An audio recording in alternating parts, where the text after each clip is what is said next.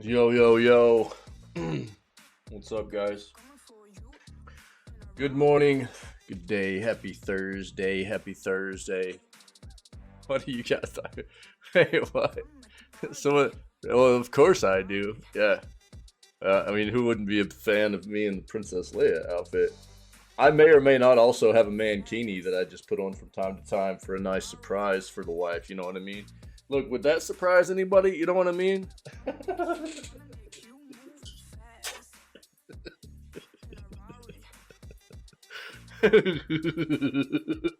You know, like the nice lime green one out of Borat?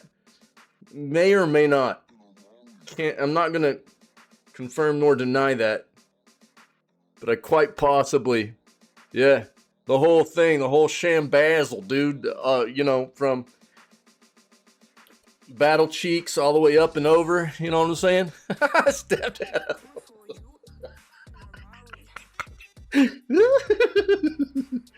You know, there's nothing quite as easy on the eyes as a dad bod. You know what I mean? Laying up in bed, posed out with a lime green mankini on. You know what I'm saying? Let's go. Really gets the wife real revved up, you know. Then I start doing my bird calls. She just starts going nuts, dude. You know? Yo, yeah. Get up on the bed and start doing a dance. You know, she starts going crazy, dude. The mankini's just like the little cherry on top, really. Yeah, yo. I'm still sick, but I don't feel as bad right now as I did yesterday. Yesterday was brutal. Somebody clip that. Yeah. Yeah. I put some clips in the Discord yesterday, by the way. Sorry, dude, I was actually trying to get everything popping off a little bit earlier this morning, and then there was some weird stuff happening that I was trying to figure out, and I think everything's working now. But yeah, I marked it too. Yo, good catch on that the dwarf cakes last night too. I totally didn't mark that for some reason. I thought I did. So whenever I was going through all my VODs last night, I'm also like just sick and kind of out of it, but it wasn't there. I didn't mark it. So good call going back and remembering to grab that. True. Thank you. Yeah. Yeah, I got the sugar pie honey bunch one. I knew you guys would like that. I don't know why. You guys seem to enjoy that, so I made sure I got that one cut out. Yeah. Usually what I do, I have a button on my stream deck, and if something funny pops off or something interesting or whatever during the stream, like what just happened, you know, I've got a button I can hit and it'll just like mark the VOD. So whenever I go back to make highlights, it'll have an actual marker there for me to like that tells me like there's something right here during this like 8-hour time span. There's specifically something right here that you need to take a look at. It like identifies an area where I've marked to go back and look at specifically. And usually I'm pretty good at remembering to hit the mark VOD thing. Yeah. So it's actually something that's set up on Twitch for anybody to be able to do as a broadcaster. But I've made it very easy for myself because I have a stream deck, and I've set it up to where all I have to do is hit a button on my stream deck and it kind of marks that out for me. So whenever I go back, so it's inevitable that sometimes I just forget and miss some stuff, unfortunately. But that's why, you know, quite often I'll come out with so much stuff every week when I go back and like go through all the VODs and everything and cut stuff out. Cause I'm always marking VODs, but it's very time intensive too. You know what I mean? Yeah. So I don't know. Hopefully you guys got to see some of the clips and everything I put in last night. Dude, it was rough. I was sleeping half the day yesterday and coughing my head off and flipping sweating out my I was running a temperature, dude, and finally I've been kind of sweating that thing out, which I think is good because usually that means you're kind of breaking it and everything. I feel better, but I'm still just kind of beat, you know, but it's cool. We'll make it work. We got some things to talk about today as far as gaming's concerned. a couple of things actually. So we'll figure that out.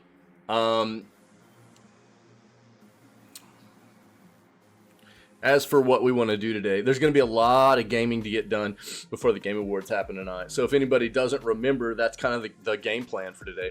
We've got the news, and then we've got gameplay to do all day long, and then we've got the Game Awards that are happening tonight at like 12 hours roughly from now. You know, that we'll be hopping into and watching the Game Awards, and that usually lasts a good hour and a half, 2 hours at least.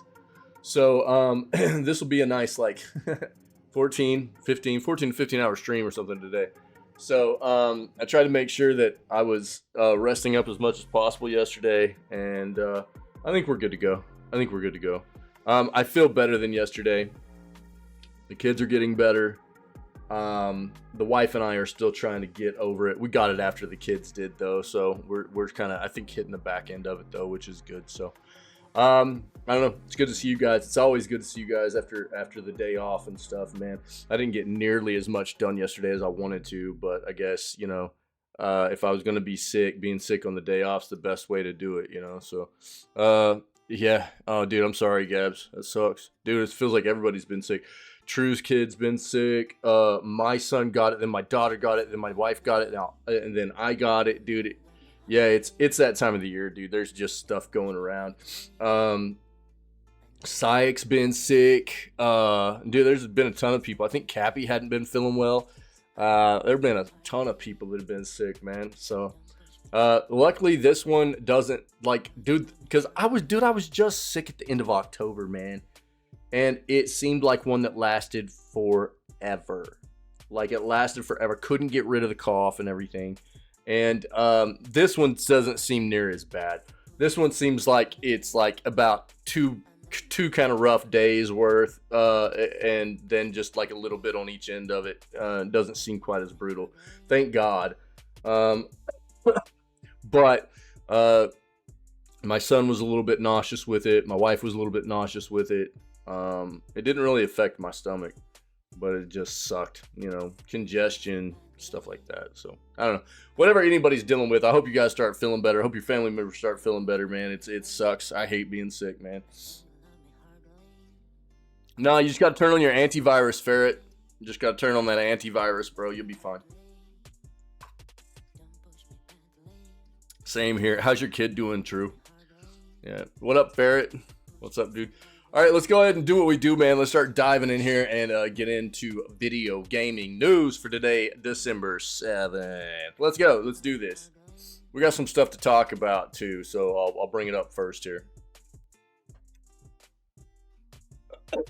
Oh, excuse me, guys. There's going to be an amount of that today. I'm going to try to, like, be using cough drops, lozenges, and stuff to keep from doing it too much, but I gotta have coffee this morning, so there's gonna be a little bit of it. Oh yeah, Gabs, yeah, you should just quarantine yourself right now.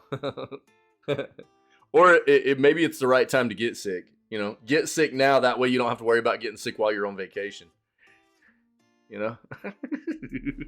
No, I don't want you to get sick. I'm just playing around. Doing much better. Good, I'm glad. Bro, I take vitamins. I take multivitamins. I take vitamin C. I take like specific vitamin supplements and stuff. And sometimes it's just inevitable, dude. But it does help. It does help your ability to fight it off and boost your immune system and stuff for sure. But sometimes it's just inevitable. So especially if it's super contagious. This one we have in the you know, our household right now is just crazy contagious, dude. I knew it too. As soon as my son got it. And he was getting over it pretty quick. But dude, as soon as he was like a day into it, my daughter's like, I don't feel good. And I was like, oh, god dang it, dude, here we go. I was like, it's happening. Yeah, true, yeah. I was like, we're all going to get it. I could tell right away. I was like, this is going to be something nasty, dude. Everybody's going to get it. Sure enough, man.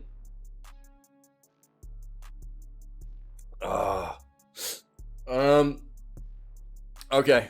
Let's dive in here, man. Let's start doing this. Now, let me go ahead and preface this with, again, we're watching this tonight, okay? So, the Game Awards, tonight at 7:30 p.m. Eastern time. That is 4:30 p.m. Pacific, and that is 6:30 p.m. my time. So about just under 12 hours now, from now, we'll be watching the Game Awards together. Yeah. Unacceptable! What? Okay. Yeah, I mean, I understand that. What I do is normally I try to, quite often, if there's something that's this late in the day for me outside of my normal streaming time, I won't normally stay for it unless it's something significant. The Game Awards are significant. And again, I don't care a whole lot about the awards. I think it's a sham. I think it's a big flipping political thing that the Game Awards do. But I do like to watch their trailers and everything. There's a lot of announcements. There's a lot of updates about games and stuff like that, which I like to watch. So, and is important for the industry. So I want to watch it live, and I'm going to stay live for anybody else that wants to be here and watch it live as well. Yeah. Okay, Gabs. Yeah, cool.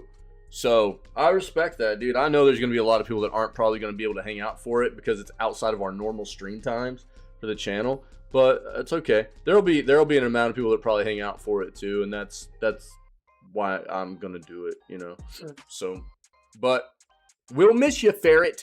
Now, here's another thing. I just got informed that the next beta has started as of last night, actually, for Once Human. So, apparently it's a little bit different this time. You had to sign up for it in the first place, and I'm not sure exactly how this is working. If you signed up for it in the first place, and so it's a weird deal. You can literally just go to their website here, and you can just download their launcher and install the game and everything. And from what I understand on their Discord, it's like you can just get in. But I don't know if you can just get in if you already registered, or if anybody can just get in. They're allowing like the first 20,000 people or something like that. And then after that, they're going to see about allowing more. So, I played the first beta and I loved it. It needed some work in a few different areas. But it was a beta, and the majority of what I saw and experienced in the beta was really, really promising. And that was at the beginning of this year, I think around February. And so I'm kind of interested in 10 months later, how far they've come with the game and everything. So I'm thinking about maybe trying this out a little bit today. I don't know. Hold on.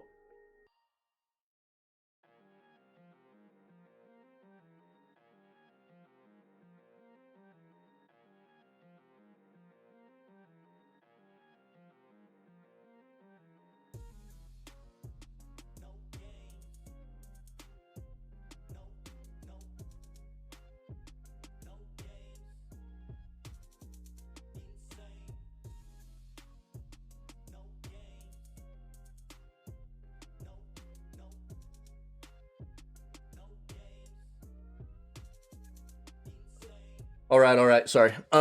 So, there's the potential for us to play some of this today. Obviously, Alan Wake 2 is something that I had planned on playing today because that's what we're in the midst of doing while Pinky's not available.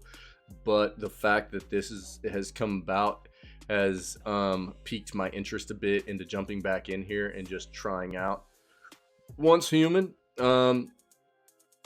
Beta to see how the game has progressed since we were in the previous beta, because I liked it a lot, and I think it's a game that could be a lot of fun for us as a community to play. So I want to dive back in here a little bit and fill this.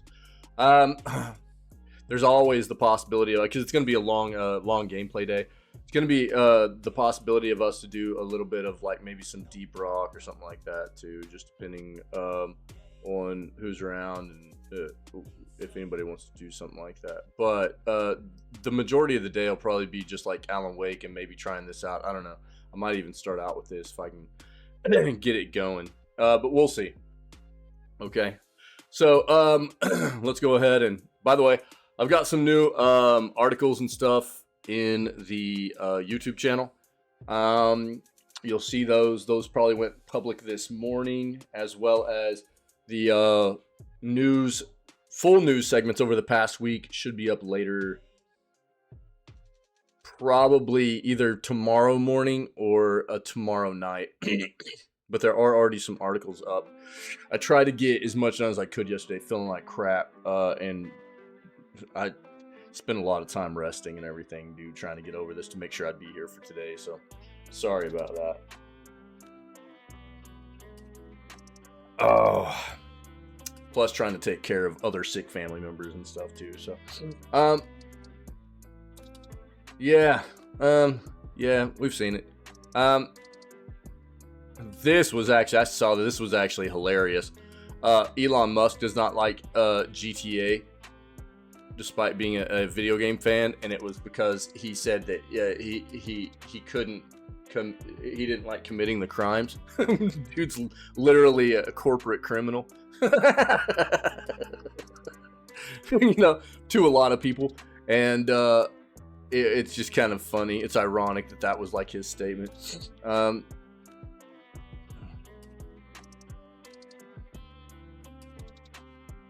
Oh, we've got some articles from community members too. Let me grab these real quick.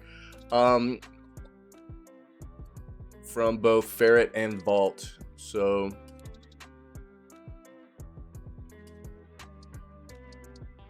let me grab these. So, we've got, there's some PlayStation, there was some unexplained bans. Looks like accounts have already started being restored and everything from PlayStation, but it's worth hitting on and taking a look at what might have happened there. Oof. And then Vault's got something Ferret will really enjoy, which is Bungie devs say atmosphere is soul crushing amid layoffs, cuts, and fear of total Sony takeover. And then Vault also has, was there anything? Oh, there's this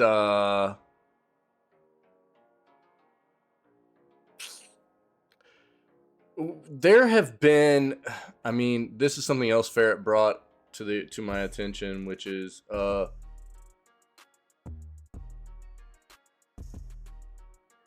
dude, Windows 11 has had issue after issue after issue through their updates for gaming, and I'll hit on this latest one right here too. Thanks, Ferret. You would figure at this amount of time into the bake-in process of Windows 11, they wouldn't be having too many issues anymore, but apparently they still are. And then this is kind of wild too. Check this out. Xbox Wu-Tang Clan game details leak. What? Wu-Tang Clan, dude, let's go. All right, that's kind of cool, man. So we'll check that out. Sorry, excuse me. So thank you to Ferret and Vault for the articles, and we'll hit on those as well as what we can find here.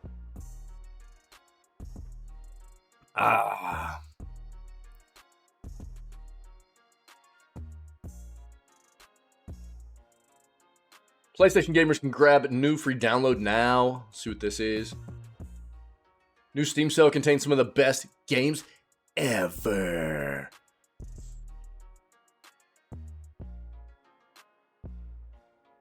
One of the best RTS games we've played in years launched a crowdfunding what? Campaign yesterday and crushed its goal in just 15 minutes. Really? Frost Giant. Oh. Stormgate. Yep. We know about this. Dude, come on. Wait, what?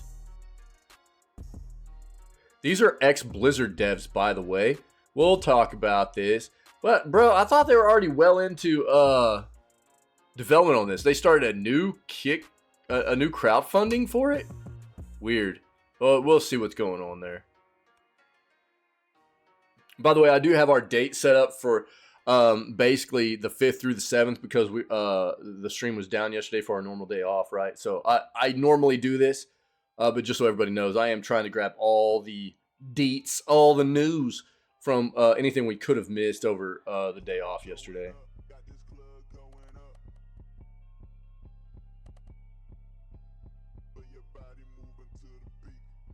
Yeah, we've already hit on this a little bit, but just so you know, there are new Prime Gaming additions. Notably Deathloop. There are other titles in there too, but I've already touched on this. So, you know, if you have Amazon Prime, you have Prime Gaming along with that as a perk, and you should be going and grabbing your free games, okay? Other free games of note that you need to grab before they go away in the next 3 hours. You have 3 hours remaining to get Jitsu Squad and Mighty Fight Federation for free on Epic. 3 hours from now, these are going to go away, no longer be free, and then Giga Bash and Predecessor will be free. Now, I think that once these are no longer available, we will probably be starting the holiday Epic's holiday giveaway process, which is a 24-hour period of like 2 weeks. Every 24 hours for 2 weeks, they give away a free title, and they give away bangers. It'll be like a week and a half to 2 weeks, anyways, and they give away a lot of notable to absolutely amazing titles. So I cannot recommend enough that if you don't already have an Epic account, I understand how off-putting it can be to be like, oh, well, here's another platform I've got to have, you know, I'll have to access to. It's still free content, dude. In the world we live in where gaming has become so expensive for so many people, you can't really argue with free games. You just can't. And so, even if you're not a PC gamer right now, you could be in the future. So heed my advice, please, and just create an account on Epic. It's free. You can do it through their desktop app or through web browser. It takes just a few minutes to start an account, and then log in and get these free games every time they cycle in and out, okay? It just is a no-brainer, man. Just do it. Because even if you're not a PC gamer, you could be in the future, and by the time you do maybe start doing some PC gaming, you'll have this giant library of games, really good games, to pick from and try out and play, and it just makes sense, man. Take advantage of it. And obviously, if you're already a PC gamer, then this is absolutely a no-brainer. You should have been doing this a long time ago if you're not already.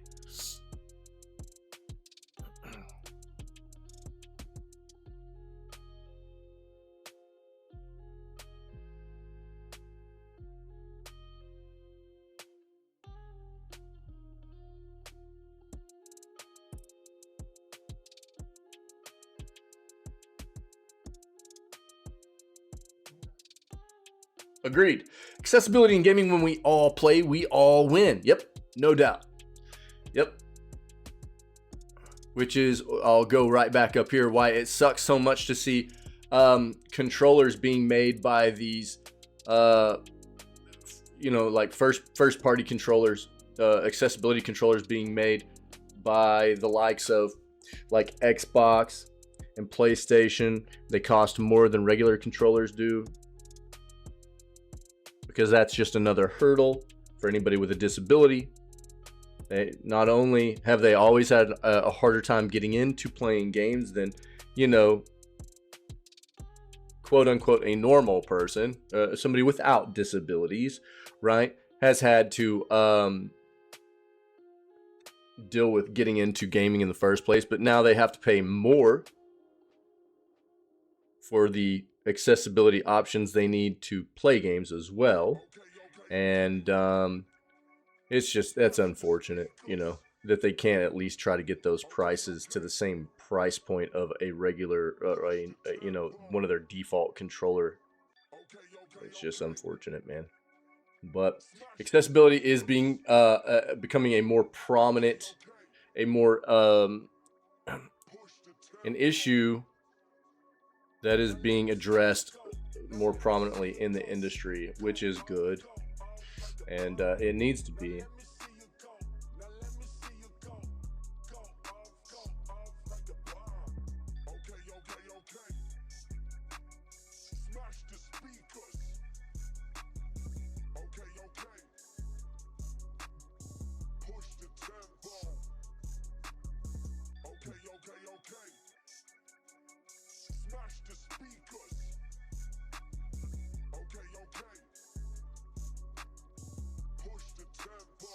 We jamming this morning. Let's go.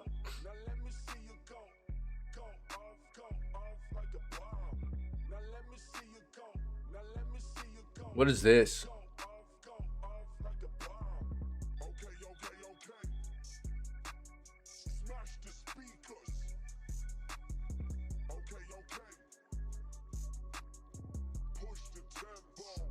Yeah.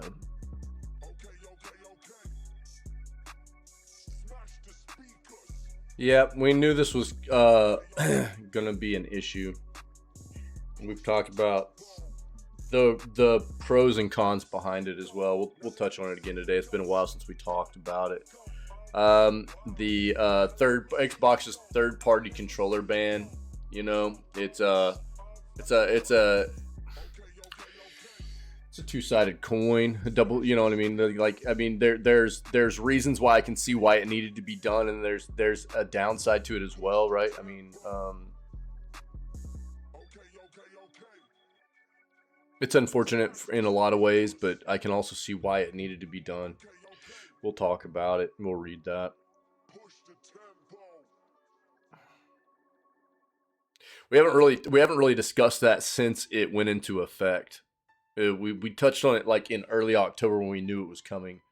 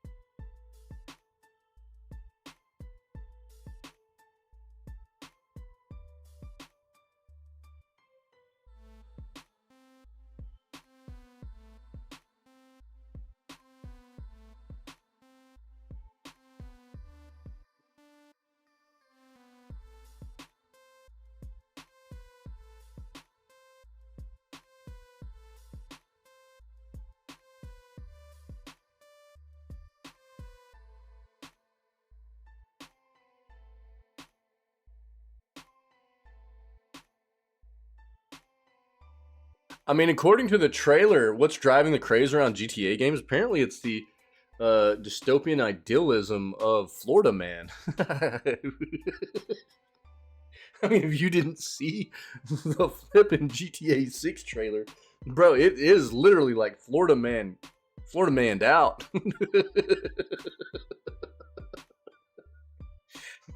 You know?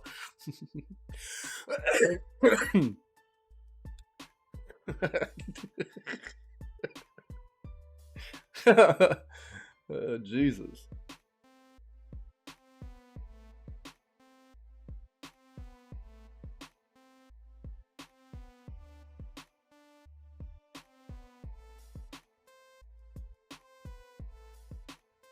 Oh, dude. The Game Awards and the Great Indie Debate, bro. I've already got an article up about that. Basically, in the article, I mean, I call out Jeff Keighley, too, as being basically just an industry puppet anymore. Unfortunately. You know. He had a terrible quote. It's like, well, everybody has a different idea of, or definition of what an indie game is. And it's like, well, not really. You know, not really. You know, there's a little bit of some variance, probably, but in large part, it's most people are on the same level in terms of understanding what, you know, what companies are considered indie companies. Mint Rocket is not. They're a subsidiary of a massive gaming juggernaut, and Jeff Keighley looked like an absolute moron and like an idiot with that quote. And I think all it does is really drive home the fact that he is a corporate puppet, and it feels bad. But I mean, as I've said before, I mean, that's what the Game Awards are anymore, anyways, right? The Game Awards have just become this like there's this flipping VOD on our YouTube page that I kind of call him out for. That's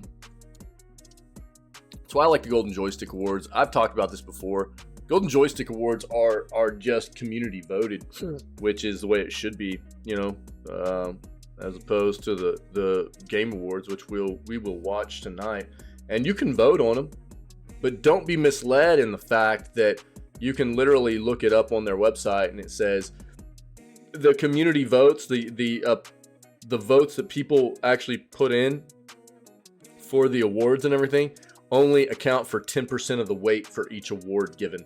The other 90% are actually the other 90% of the weight for the awards given are distributed by the panel elected to vote on each award. The panel.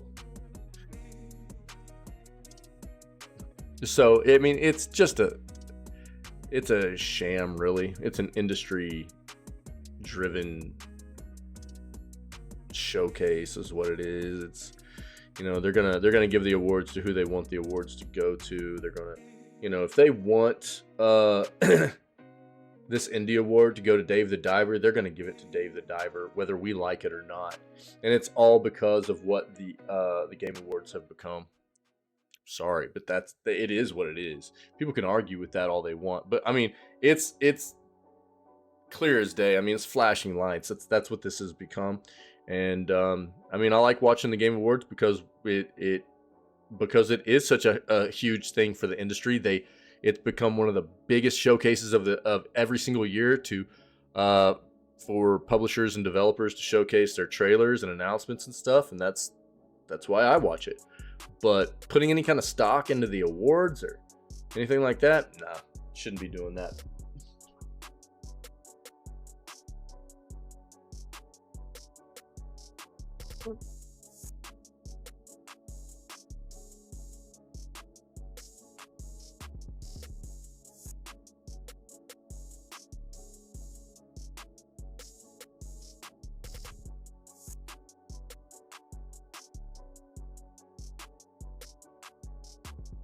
Pat yourself on the back awards? Yeah, I like that, dude.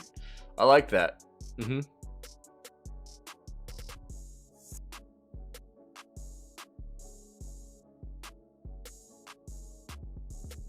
Yeah, Elon Musk doesn't like GTA because it's doing crime. Bro. Is there a better quote? I mean, get wrecked. Oh my god. This flipping dude. God dang. Yo, what up, True? The old musty dude.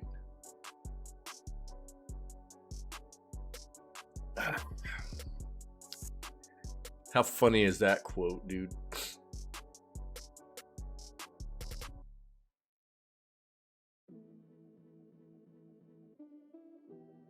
Oh, here we go. Another one, dude. League of Geeks game studio lays off half its workforce and indefinitely pauses production on Jump Light Odyssey.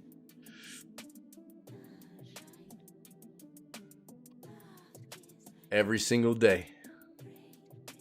Every single day.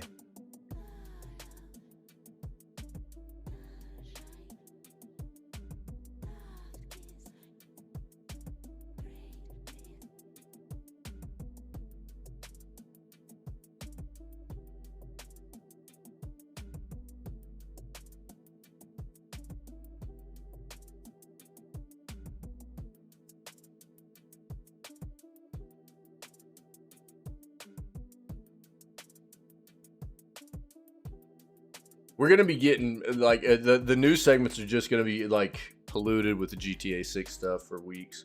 Just be ready for that. My aim is to sift through and actually grab onto anything that is pertinent. If there is anything, you know. People are just dissecting the crap out of it. This is the same thing anybody's been doing for the longest time now, and trying to make anything out of nothing, really, that they can. because it's very good clickbait. And to be fair, I mean, you know, there was good news that, you know, substantial news that information that came out of the trailer and stuff like that. But it's one of those situations too where it's like, really, the substantial part of it has been grabbed for the most part.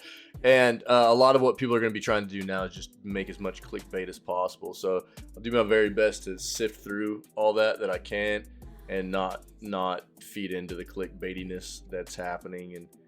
But if I see anything that does seem substantial, I mean, I'll dive into it. Otherwise, I'm going to be avoiding as much of it as possible.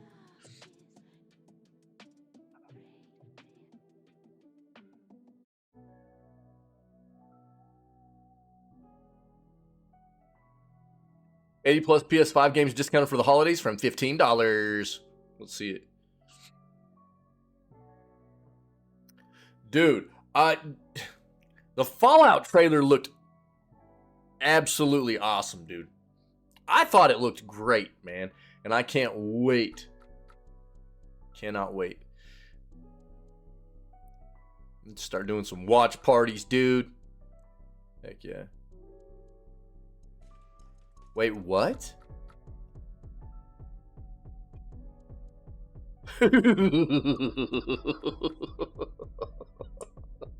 Oh, Jeff Keighley removes player's voice category from Game Awards. No gamer shall speak when I, your God, speak for thee.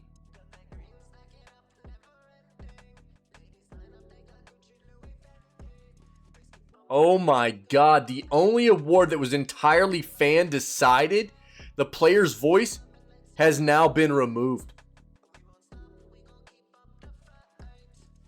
Yo, if this doesn't just entirely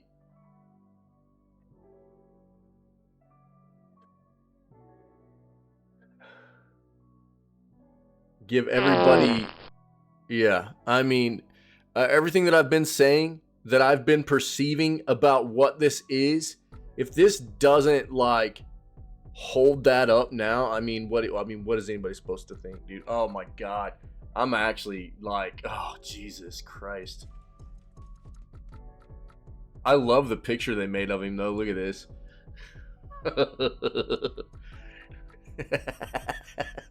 Yeah, dude. So the one, yeah, like I said, I mean, every other, I mean, I've been talking about this for a while now.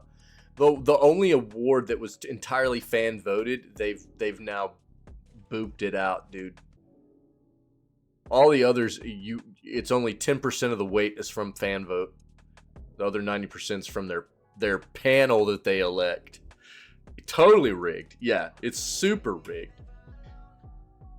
If this doesn't enforce what I've been saying for a while now, dude, I don't know what it does.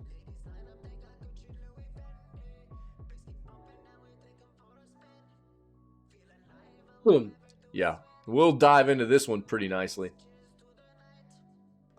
Gross, dude. Pretty gross.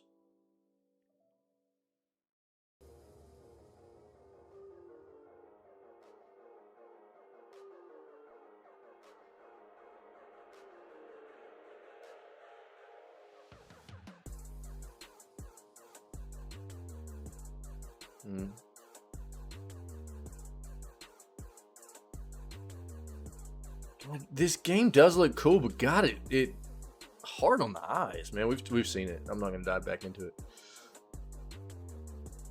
Yeah. Yeah.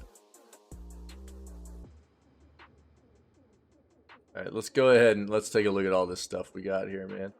Again, we will watch the Game Awards tonight. But I've had other people ask me, yo, are you gonna vote? And I'm like, probably not, because it really doesn't matter, right? Yeah, soul cleanse. Yeah, for sure. Yo, I think that Jeff Keighley probably needs a steady stream of soul cleansing. You know what I mean? I don't think one would do it, dude. So, and, you know, I mean, I try to educate people on because a lot of people go, oh, well, if you can vote, then that's where all the awards come from, the people that vote. No, it's not the way it works. This has been a tried and true kind of, farce that has been used in a lot of different ways throughout the history of mankind, really. But it's something that they've been using here too in the Game Awards to bait people for a long time into thinking that your vote really matters when it really doesn't. You 10% of the weight, give me a flipping break. You know what I mean? 90% of the weight is actually by the panel that they elect to vote on the games themselves. And the panel being, you know who the panel is, you know. So it's pretty gross, and we'll watch it tonight. The only reason I don't care about the awards. I care about the trailers, the information about the games coming out, stuff like that. But this is getting pretty disgusting, dude. Again, we might play a little bit of some Once Human today. Okay. Yeah, oh yeah, I know, fair. You know they'll never show it, though. You know what I mean? They'll never show it. Nope. Never.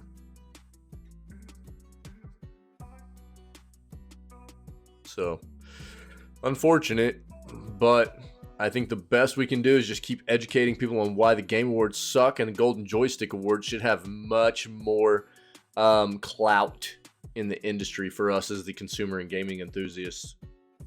You know? Right, exactly. Yeah. I would love it to be that way, but we know why they probably won't ever do that. So, again, Once Human Beta dropped as of last night, and if there's still enough room, I'm probably going to pop this open this morning and see if we can actually get in here and play a little bit of this. We might play this today over doing some Alan Wake, because I want to see how the game has evolved since we played it earlier this year. But I don't know. We'll see. We got a lot of day to cover before the Game Awards happen tonight. So we'll maybe play 2-3 different games. We'll just have a cool day, dude. We'll just hang out and play some games and chill and stuff, okay? Let's get started with this stuff. League of Geeks game studio lays off half its workforce. Production indefinitely pauses production on Jumplight Odyssey. This is just another iteration of something that we see every single day in our video gaming news segment, which is another development studio faltering, another development studio firing people, amidst a year of amazing games and a year where the gaming industry is more profitable than it has ever been.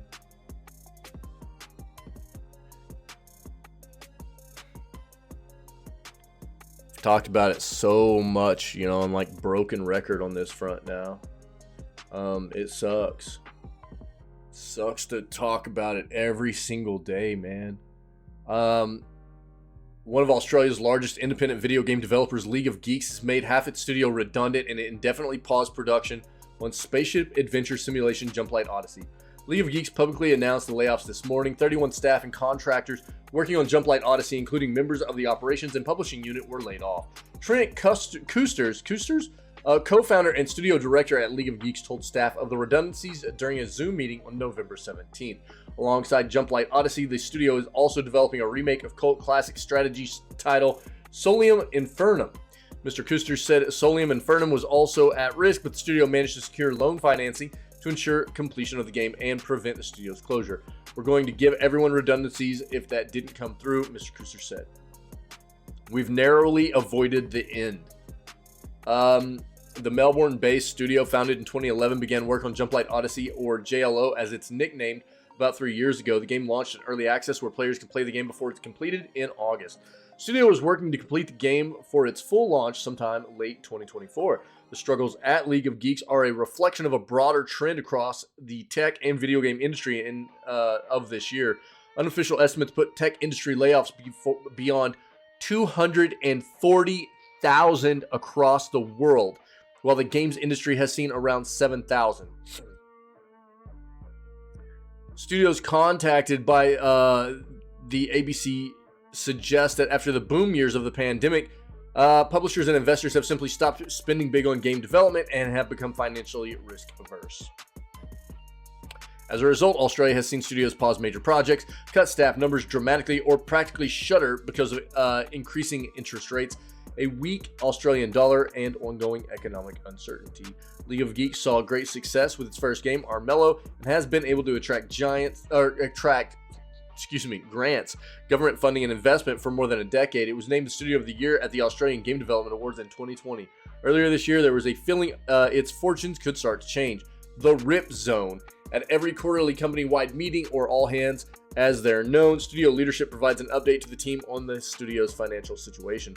On the cash flow graph, one dotted line represents the Rip Zone, or RIP zone. If cash in the bank dips below that marker, the studio is essentially trending insolvent and cutting into its employee redundancy benefits. The first indication League of Geeks might be headed for the RIP zone came in Las Vegas in early this year at an annual premier game developer networking conference called the DICE Summit. Quote, all the decision makers are in the same place and they talk about what's coming down the pipe, Mr. Kuster said. The conversations he had in the shadow of the Ukraine war and creeping interest rate rises took a tone that shook his confidence. For the first time he could recall, there was great uncertainty about what the year ahead would look like for developers.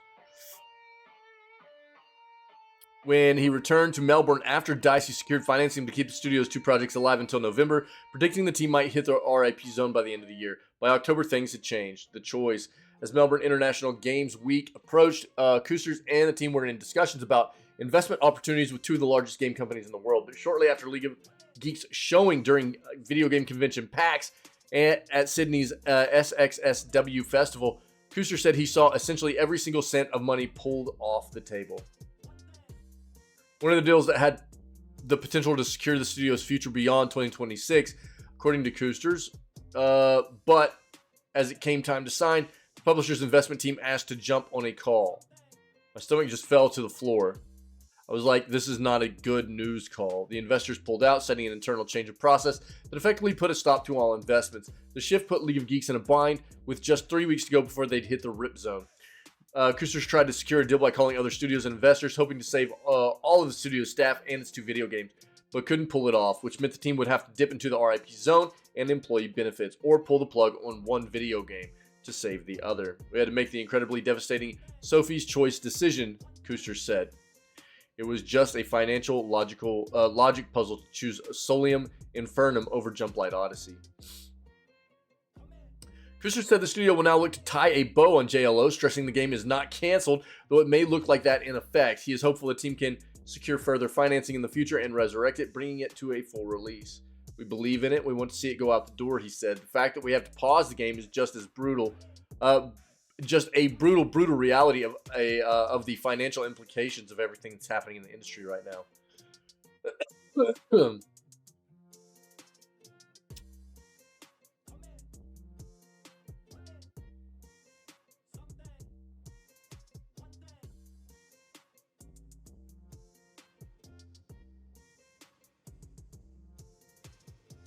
There's a little bit more to read here if you want, but that's the gist of it. Feels bad, dude. Feels bad. It's just another one, dude. It's the same stuff we have to read every single day.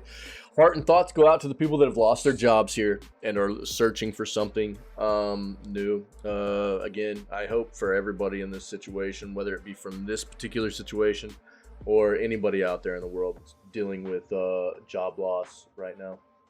It can be a very dire thing. It's very, very tough on people mental health wise. A lot of anxiety comes along with it, stuff like that. And I just hope that people are able to find something better than what they had previously. Better, more fulfilling, you know, and it hopefully is just a blessing in disguise. I hope. I know that's not always the case, but I do hope that for people.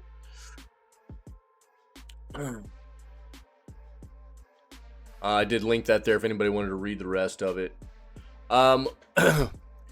Should be finishing Christmas shopping tonight. Nice. I got the majority of mine finished yesterday. I've got a little bit left, but I'm kind of waiting on. I'm waiting on a niece to actually finish a wish list or update a wish list so I can actually try to buy things, or else it's just going to be gift cards. I can only do what I can do, you know what I'm saying? And then I got to figure out, I found some things. I got to get my dad something purchased, and I found some things, but I don't know.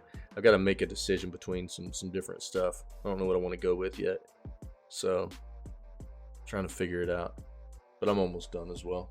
Thank God.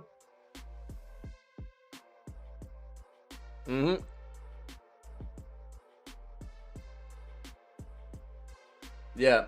If they don't give me some kind of definitive idea of what they want, gift card, easy.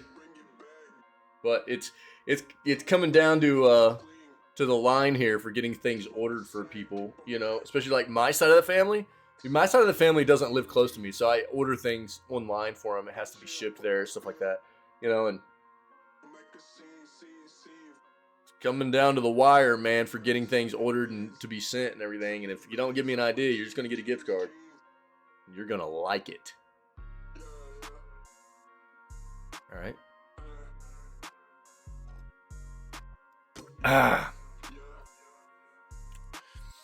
80 plus PS5 games are discounted for the holidays from $15.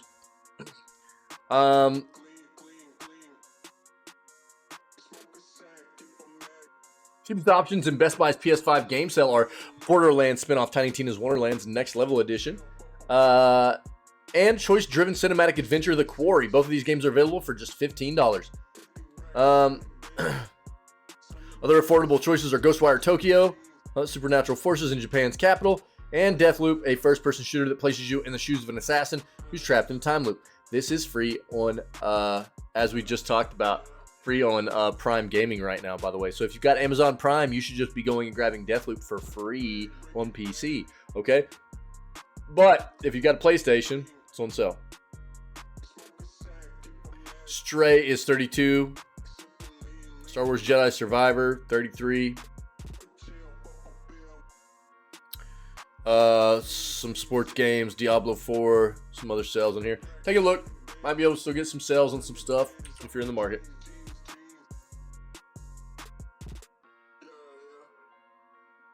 Yeah, fair. Yeah, we're going to talk about that. I called you out for that. I've got that up. We're going to talk about this last because that's fun. Expert insight, third-party Xbox controller ban could leave disabled gamers excluded. Discussions about accessibility and social exclusion don't often consider accessible forms of leisure and gaming. When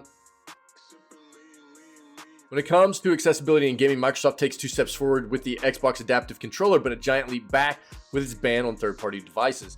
On October 31st, some Xbox players began receiving a new error code on their Xbox One and Xbox Series X and S controllers. Third-party controllers, or consoles, on their consoles, excuse me, Xbox One and Xbox Series X and S consoles. The error code meant that players were using an unauthorized third-party controller, right? We knew this was coming. One not made by Microsoft or an official hardware partner, meaning one that hadn't been licensed by Xbox. Players were given 2 weeks notice until the unauthorized controller would no longer work with their consoles. Essentially, Microsoft had quietly banned the use of controllers not made or approved by the company. In the following weeks, Microsoft officially stated the ban was meant to protect players' gaming experiences and ensure the quality and safety of players' controllers. That's part of it, okay? That's part of it. The other part of it is a business play, okay? This is also a business play because there are a bunch of, there are a bunch of collaborators with Microsoft that were going, why are we paying you to be a licensed producer of official Xbox peripherals whenever all these other third-party manufacturers are getting away with it and they don't have to pay for a license, you know? And finally Microsoft was like, okay, we'll shut it down. That's not the only thing here. I mean, there's a lot of things that go into this. They're not wrong. It's part of it is to protect players' gaming experiences and ensure quality and safety of players' controllers. So there is a way in which, you know, there are a lot of controllers that can be altered. Third-party controllers that aren't official can be altered and used in ways that give people an advantage in certain kind of competitive games and stuff like that.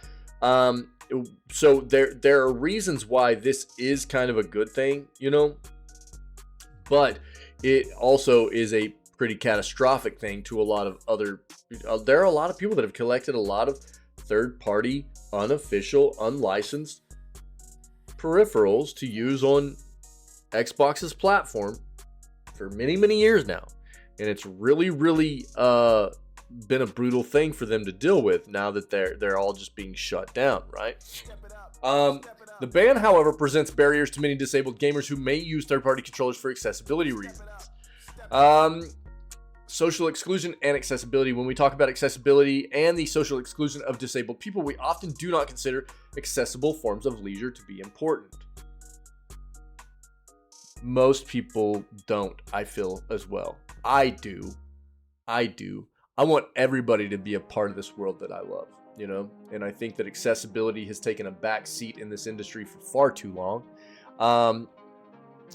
You know, it's quite ridiculous, and I'm pretty outspoken about it, really. I mean, I find it really off-putting that most of these massive companies, even whenever they do develop something for people with disabilities, you know, accessibility options, it quite often comes with additional hurdles over normal, you know, default hardware or software or peripherals in a higher cost. So not only do they have a more obstacles to deal with in getting into the world that we love in the first place, then they have to deal with an extra obstacle in the back end of having to pay more to get into this world as well. It's disgusting, really. What are you saying, Ferret? Yeah, I mean, there's pros and cons to it for sure. Yeah. I mean, part of it was business for sure. There's no doubt about it. Yeah. I understand you know, there were some things that and that's why they're not going to talk about, you know, Xbox isn't going to go, well, this was something we needed to do for business reasons too, because that makes them look bad. You know, they're just going to go, well, we needed to do this to protect all of you guys. You know, we're doing this for you. You know what I mean? Xbox isn't going to go, well, you know, look, half of this was about business. You know, they're not going to say that. We know that, right? Legal policies such as the Americans with Disabilities Act and the Accessibility for Ontarians with Disabilities Act that legislate access to public spaces and provide protection from employment discrimination are often viewed as more important. But video games are a massive source of entertainment for both children and adults. Gaming industry is currently the highest grossing entertainment industry worldwide, with an estimated 6.2 million disabled people in Canada, 61 million disabled people in the US, and 1.3 billion disabled people worldwide. There's undoubtedly a large group of disabled video game players. In order to have a truly inclusive and accessible society, disabled people's rights to meaningfully take part in accessible forms of entertainment, leisure, and play must be supported. In recent years, Microsoft has been a leader in video game accessibility. In 2018, they were the first major gaming company to release an adaptive controller. It is a customizable controller that allows players to connect external devices, foot pedals, joysticks, buttons, switches, to ports on the back of the controller. The controller design allows players to construct their own unique gaming setup. Someone previously unable to hold a controller would now be able to play a game mainly with their feet, for example.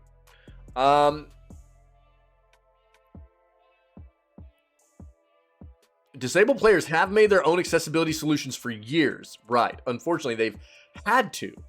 The Xbox Adaptive Controller was a massive step forward for video game accessibility because it showed official support for accessibility in gaming from a major video game company. Microsoft has taken a step back in their efforts to champion video game accessibility with their recent announcement. While they have clarified that devices compatible with the Xbox Adaptive Controller will not be affected, this does not eliminate all accessibility concerns. Disability is individual and varies from person to person. While the Xbox Adaptive Controller may work for many disabled gamers, that does not make it a universal solution that works for all disabled gamers. The Xbox Adaptive Controller is only one accessibility option among many available to disabled gamers. The ban on third-party controllers means that other accessibility options and devices are now unusable for Xbox players. Yeah, and they were saying, Xbox was saying initially they were going to try and figure out how they might be able to make this ban a little bit lighter on the side of accessibility options, but it's going to be a very tough thing for them to kind of differentiate between, you know. The Xbox Adaptive Controller is a great accessibility option. However, it has downsides that other third-party devices may address. One of the downsides is that the Xbox Adaptive Controller is not compatible with all external devices. For example, computer mice are not compatible with the Adaptive Controller, but are with other now unauthorized devices. Are you kidding me? A mouse is not compatible? From Microsoft? What?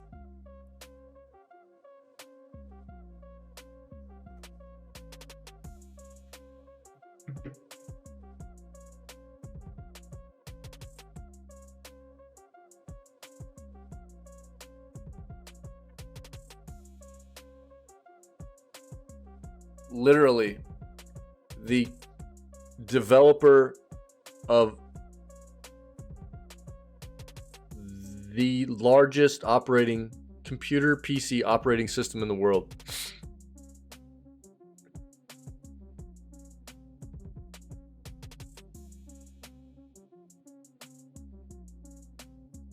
Well, it's inevitable. Here's the thing. Why? I mean,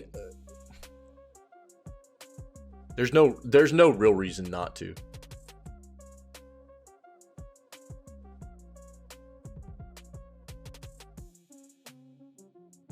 Most games nowadays are multi-platform. They're cross-platform as well. So there's a reason why, and this has been the debate for such a long time now, especially with the cross-platform being a thing. You know, yeah, well, yeah, exactly, Ferret. Yeah, that's true. Yeah. That's got to be the biggest part of it. Well, if people can use a mouse, you know, then they're not going to be buying our controllers. Just the same thing, like, if this is the same exact thing, it comes down to, like, the only way, like, they just integrated your ability to map keyboard inputs to their controllers, but they'll only let you do it if you use one of their elite controllers or their adaptive controller. You can't map keyboard inputs to a regular Xbox controller. Why? Because they want you to buy a more expensive controller if you want that option. It's gross.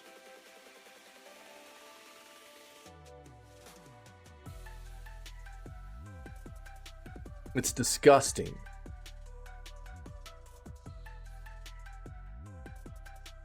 But you're absolutely right. That's exactly why. And the thing is, it's like anybody that reads this and goes and doesn't understand that, like, coming from a company like Microsoft, it's absolutely something that should be, can be, and should be done. And the reason they're not doing it is because of money. Absolutely disgusting, dude.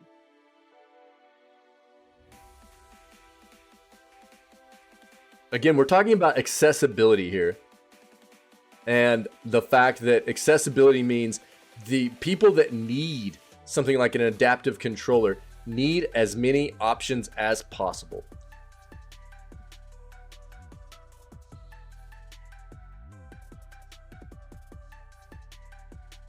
So gross.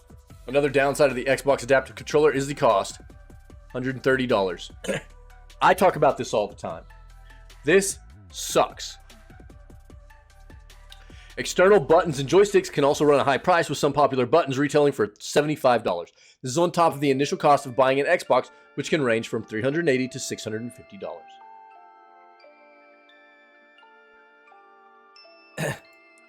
So the controller itself is $130. And then some of the additional things you need can retail for roughly probably 50 to 75 bucks, times that by about 3. So you're going to be paying more for, depending on how much of a disability you have, you're going to be paying as much for your controller as you do for the console. Now, the default option for anybody that doesn't have to deal with accessibility options is the controller that comes with. And if you need another controller or whatever, it's like 40 bucks. That sucks. It sucks how much more of an obstacle there is for anybody with a disability.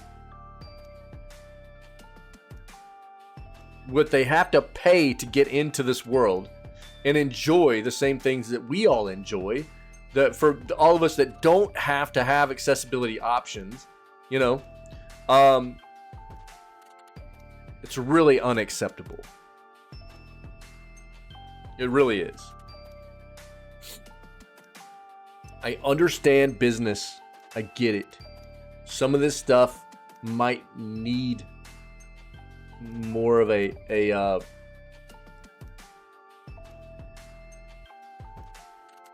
do I think that, the accessibility controller itself is a higher production cost thing than a normal controller? Yeah.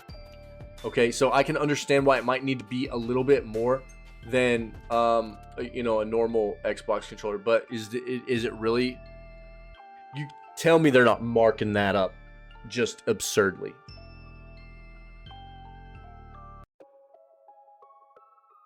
And unless I got somebody from Microsoft to break it down for me and improve it, I'm not going to believe it.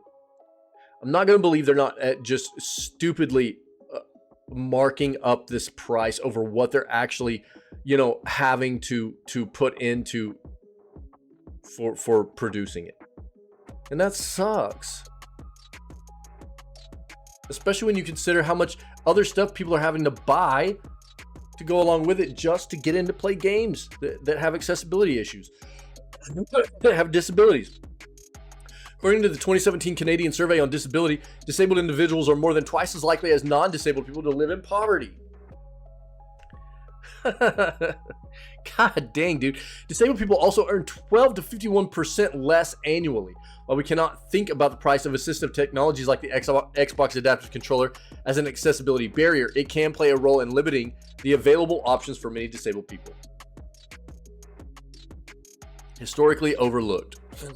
The availability of the Xbox Adaptive Controller may make it seem like Microsoft's ban of third-party controllers will have little effect on disabled players, but the backlash from disabled gamers shows this is not true. Disabled players are concerned about the ban's possible effects on accessibility.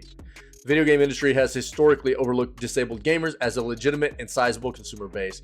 The banning of other assistive technology options for disabled gamers is an unfortunate step back in an already long and a hard-fought battle for inclusive and accessible gaming. Terrible.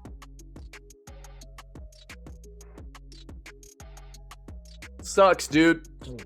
We knew this was going to be a huge issue whenever this first came about in the beginning of October. We read about this. Was it end of September, early October?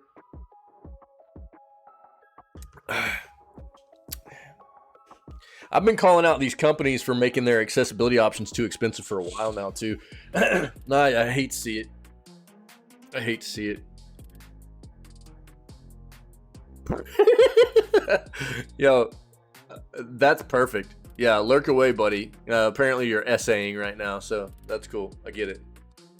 PlayStation gamers can grab a new freebie right now. No PlayStation Plus needed. The word on the street is that December is the season to be jolly and giving, which means there are plenty of bonus freebies to grab from various digital storefronts if you know where to look.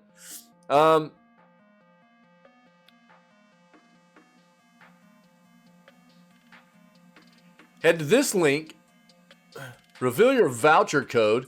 From there, simply head to PlayStation Store to redeem the code and claim your shiny free avatar. It's an avatar?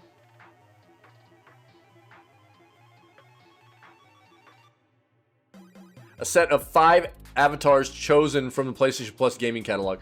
Okay, so clickbaity kind of title thing here, but it is a free avatar or whatever for PlayStation if you want it. Here it is. There's your link. Go for it. New Steam sale contains some of the best games ever. Yo, no thanks.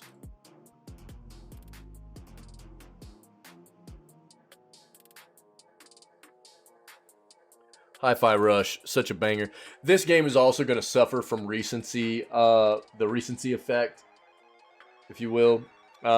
This game came out in like, what, early February this year, I think. And it's so good. So good. And big shout out to Tango Softworks. This flipping game. I like that they image this as Bethesda. This is Bethesda published. It's Tango developed. Okay, get wrecked. But Tango deserves the credit here. This game, Shadow Drop, $30 price point, absolute banger. If you haven't played it, you need to play this game. It's so good. Game awards are happening today. We're going to watch it later on and scoff at all the awards that are given because they really don't matter. But we will enjoy the trailers. And to celebrate a night of mostly trailers, ads, and celebrities with maybe, if we're lucky, a few awards tossed in, Steam and the Game Awards have teamed up for a big sales event discounting some of the best games of the last decade. There are some genuinely great games on sale right now, but including newer titles like MK1, Cocoon, Dead Space Remake, and Hi-Fi Rush. Interestingly, this sales event, which ends December 11th, also features discounts on games that won in Game Awards of old. That means stuff like Control, The Witcher 3, Grizz, Grand Theft Auto 5 are also discounted for a limited time on Valve's digital PC store.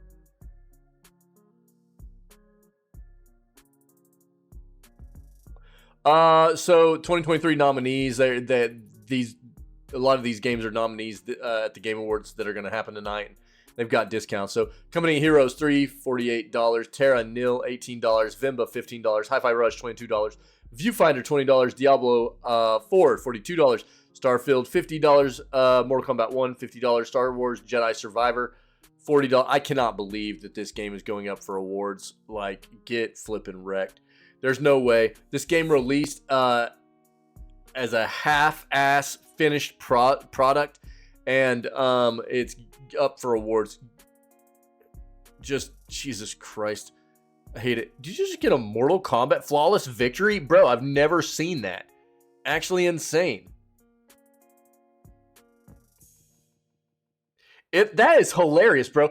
You went lurk and got essaying, and then you unlurked and got flawless victory, bro. That's awesome. I like it. Cocoon is $20. Dead Space, $27. And then they've got some others. That's actually hilarious, dude. 2022 to 2020 winners. So these are going to be some winners that also have sales right now. So Strays, $20. As Dusk Falls, $10. It Takes Two is $12. Kenna, $20. Tales of Arise, $20. Guilty Gear Strive, $20. Mortal Kombat 11, $5. No Man's Sky, $30. Phasmophobia, $13. Grizz, $4. Control, $10. Dragon Ball FighterZ, $14. Celeste, $5. The Messenger, $5. Wolfenstein 2, Wolfenstein, however you pronounce it, $6. What Remains of Edith Finch, $5. Hellblade: Senua's Sacrifice, $5.50. Injustice 2, $5. Doom, 2016's Doom, $4. Civilization 6, $6. Inside, $2. Witcher 3, $10. Mortal Kombat 10, $5. Her Story, $2. Dragon Age Inquisition Game of the Year Edition, $8. Shadow of Mordor, $5. And Grand Theft Auto 5, $15. I'll link this and I'll pull Steam up real quick. Stein. I have two, dude. I've always said Wolfenstein, but I've heard other people pronounce it differently, so I don't know, man. I never pronounce anything right. I feel like, you know what I mean? Like my accent and where I come from and everything, I feel like I pronounce everything wrong. So, you know, who am I to say, you know? So if you go to the storefront here, by the way, let me go ahead and link this. This is the Once Human page if you're looking for any information on that game. Oh, yeah. No, I know, dude. Same here. Yeah, I get it. Yeah. So the Game Award sale, look, there's like Days Gone. Metro series is on sale. Tales of Arise, No Man's Sky, Diablo, Sifu. The Shadow of War, Shadow of Mordor bundle is $10.50. Sick. By the way, this game is supposed to be a banger. Shadow Gambit, Curse Crew. It Takes Two, Skyrim. Lots of stuff, dude. Lots of stuff. You can actually click here and just go down through and look at everything that they've got. Some of it's going to be stuff that they're going to be showcasing tonight. So if you see it on this list and it's not out yet, then you can bet that you'll see it. Like Hades 2, probably seeing that tonight, right? Oh, interesting. Okay, fair. Yeah, no worries, buddy. If you get it to work, then just let me know, yeah. But appreciate the update, dude. But you can see all the game cells in here and everything like that, yeah. So just heard about Marvel Snap developer going under. Same thing with the developer actually of where's it at? The one I was just talking about, dude. Oh no, I lost it. Bro, I still want to play Armored Core 6. Multiverse is coming back out.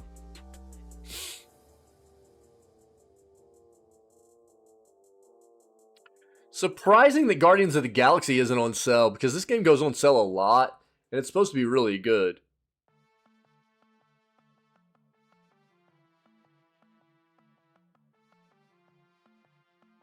Oh, Disco Elysium. This game goes on sale a lot too. You can get this game for like $10 quite often, the final cut. So, understand that. But dude, this game is totally worth $40 in my opinion. Absolutely.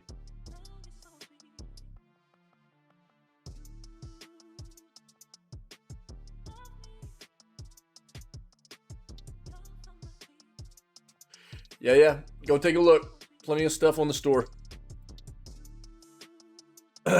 One of the best RTS games we've played in years launched a crowdfunding campaign yesterday and crushed its goal in just 15 minutes. A lot of people excited about this game. The Kickstarter campaign for Stormgate now stands at 9 times its initial goal. Oh, they have the Forest on VR Steam sale? Nice. I bet that's a cool game to play VR, dude. I bet it's wild. Jesus. In VR? Crazy. Nice. Back in 2020, a team of StarCraft 2 veterans announced the launch of a new outfit, Frost Giant Studios, with the stated goal of creating, quote, the next great PC real-time strategy game. We got our hands on that effort called Stormgate earlier this year, and it certainly looked like Frost Giant was on track to deliver that promise with a debut effort that's shaping up to be a brilliant blend of modern and classic RTS. Clearly, we're not the only ones excited for it. Frost Giant launched a $100,000 Kickstarter campaign on December 5th to support the development of Stormgate, and it was fully funded in just 15 minutes. Stormgate is an RTS that pits far future humanity against the invading forces of the demonic infernal host in a pitched battle for the fate of the Earth. It's built on familiar foundations, online editor and PC gamer strategy guy Fraser Brown said in his June preview, which is to be expected from a game coming from Blizzard veterans. But it's not just a nostalgia project. There's progression here with new ideas and interesting twists sitting alongside classic touches. The underlying technology also promises bigger and better things than its predecessors. Frost Giant says using the UE5 enables it to render more than 1,000 individual units in the game with no loss of performance or smoothness, while rollback technology helps smooth out online gameplay. All told, it seems to be coming together very well, so you might naturally be wondering why Stormgate requires a Kickstarter at this point. According to the campaign description, it doesn't. The game is fully funded to release, but some fans are eager for a physical edition, and there's also a big backlog of players wanting to jump into playtesting.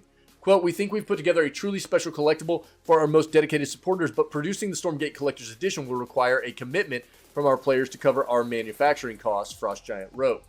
I was wondering why. I was like, dude, this game's been in development. I thought they would I didn't think they needed more funding for this, which is what I said when I pulled this article up. I was like, I wonder why they did this, but now we know.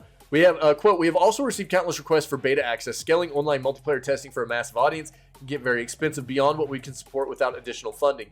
This campaign will allow us to welcome many more players to playtest Stormgate as a reward for directly supporting the studio. 10 minutes.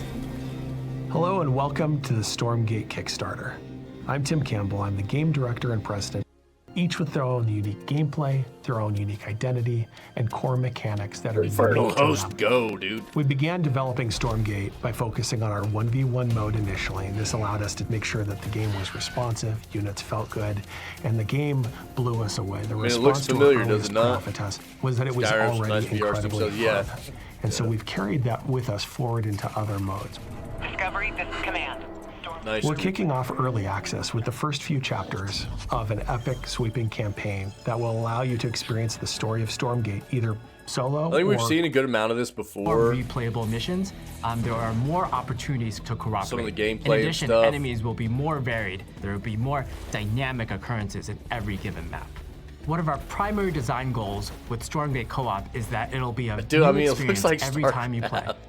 A large part of what makes Does it not? Stormgate Co-op very exciting is the heroes that we have planned for you all. The Stormgate hero is not only just a unit on the battlefield, it's all on the high ground here. He looks like Trying to fill up, but they're StarCraft, just gonna bro. take a massive shot. We've already gotten the It game looks into like the hands of StarCraft. some of the most skilled players in the world, and the results have been phenomenal. It's been fun to watch, it's been super interesting to play, and it's been incredibly exciting to see. There are a lot of people the that are hyped RTS about it. genre People has love a long StarCraft, and though. I mean, I'm not glorious like history knocking with it. editors being released to but- the community. We've seen entire This is what's new- funny. Here's what's funny. Okay, I'll let you guys. I'll link this so you guys can watch all of this. Here's something to note, though. Okay, so we've got Frost Giant making this kind of, if you will. I mean, dude, let's be honest. This is like a spiritual successor to something like StarCraft, right? It looks very, very similar. And these are ex-Blizzard devs, so it makes sense. Now, we've also got Microsoft that just bought Activision Blizzard, and they're talking about, there's a lot of water cooler talk about a new StarCraft game coming to us. Right? Might be an interesting little competition here between these two titles, you know, depending on how close we are to getting something new from StarCraft. Frost Giant seems pretty well set on that front. After surpassing its goal within minutes, the Stormgate Kickstarter campaign has continued to rack up numbers. Now stands at more than $896,000 pledged, 9 times its initial goal, with all but one stretch goal now funded, and the last within easy reach. It may be time for Frost Giant to start thinking about what comes next. Still doesn't have a release date, but the first closed beta test for Kickstarter backers is targeted to begin in February of 2024. More playtests will presumably follow, and the early access release is expected to happen later in the year. It is available for wishlisting now on Steam. I'll link it for you guys if you want to see it. Excuse me.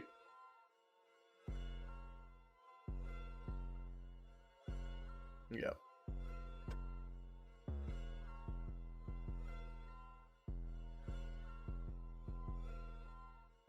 Ring me on my phone, but there's nobody here, sir. You can find me right at home playing. There you go. Gran Turismo. If you ask what I do, I'll tell you it's none of your business. And if you got a problem, I will knock you in the blizzard. Now meet me at the club. Yeah, here we go. Shout out to Ferret. Thanks for this, buddy. After unexplained bans, PlayStation users report their accounts have been restored. There were hundreds of reports of users locked out of their PlayStation accounts and systems without warning on Monday. Many PlayStation Network users reported Monday that their accounts were unexpectedly permanently suspended. As of Tuesday morning, many of the people who had received the messages now say their accounts have been restored. Some of them contacted customer support while others did not, but nearly a day after the issues began, Sony hasn't commented publicly or responded to us about the wave of bans or the restorations that followed.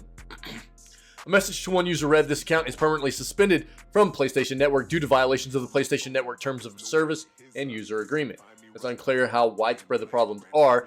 Booted up my PS5 and was able to jump into Baldur's Gate 3 and Fortnite just like I normally would, and was also able to log into the iOS PlayStation app without seeing a ban. However, there were numerous posts on Reddit about getting the same thing, and a look at the PlayStation accounts on Facebook and Instagram showed dozens of people who've received similar notices in the last few hours."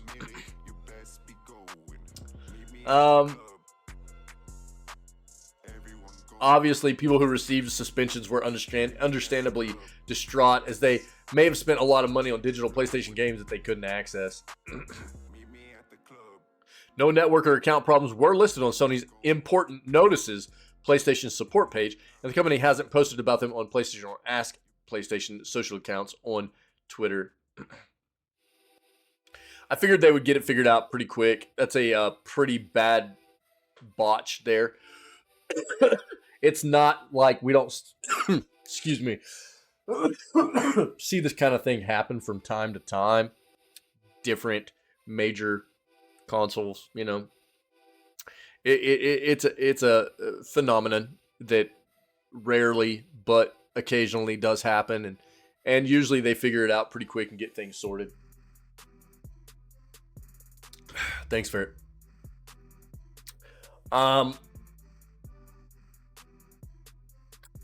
Gamers see performance dip with Windows 11 update. Here's how to fix it. Microsoft suggests a workaround that involves resetting Microsoft Defender via PowerShell. Man, Windows 11 has had some bake-in issues, especially for gamers, which is why I've been reluctant to switch over. And I think that, you know, to each their own. But anytime there is a new version of Windows that comes out, I kind of advise people to just be patient. Just, there's no reason why you need to rush into a new version unless you're some kind of tech junkie that just really needs to, you know, experience the new platform, you know. Otherwise, there's no reason to rush into it. Usually the new operating systems need a good chunk of bake-in time. And Windows 11 has had plenty of issues for gamers especially. And this is just another iteration of that, apparently. But gamers across Reddit and Microsoft support forums have noticed a dip in gaming performance after installing the Windows 11 23H2 update, forcing Microsoft to suggest a workaround. As NeoWin reports, Reddit user BN Soul tested the update with a clean install of Windows 11 and reported a loss of between 5% and 8%, depending on the benchmark and game. Microsoft support forum user Anant Arcaria had it even worse, reporting losses north of 50% in Forza Horizon 5. GPU utilization dropped from over 90% to under 30%, and FPS dropped from around 80 to around 20. Another set of users from overclock.net or overlock.net tested the new update against the 21H2 update and were able to replicate the performance hit when going back to 23H2. Microsoft replied to BN Soul after a few days with a workaround that involves resetting Microsoft Defender via PowerShell.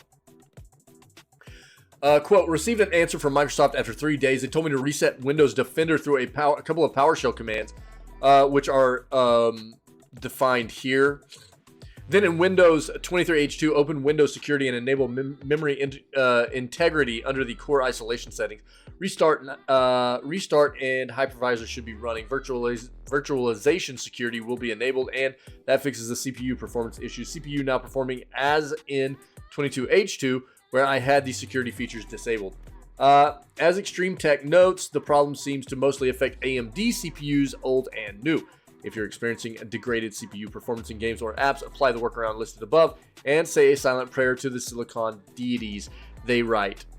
If you have an AMD CPU and have not upgraded yet, hold off until the coast is clear. Thanks, Ferret. Appreciate it, buddy. So if you guys have been having some issues with the new update to Windows 11, there you go.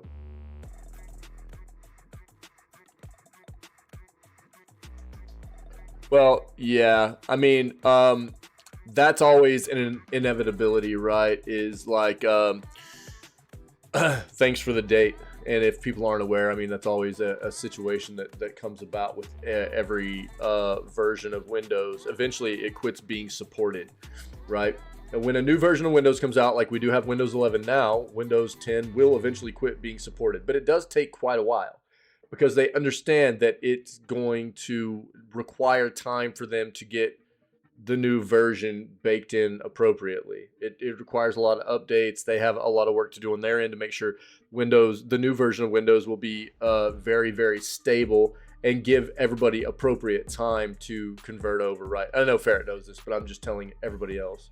So it is important to note that date of October of 2025. So you got roughly 2 more years for staying on Windows 10 if you want to use that entire time. But at that point, if you want to continue to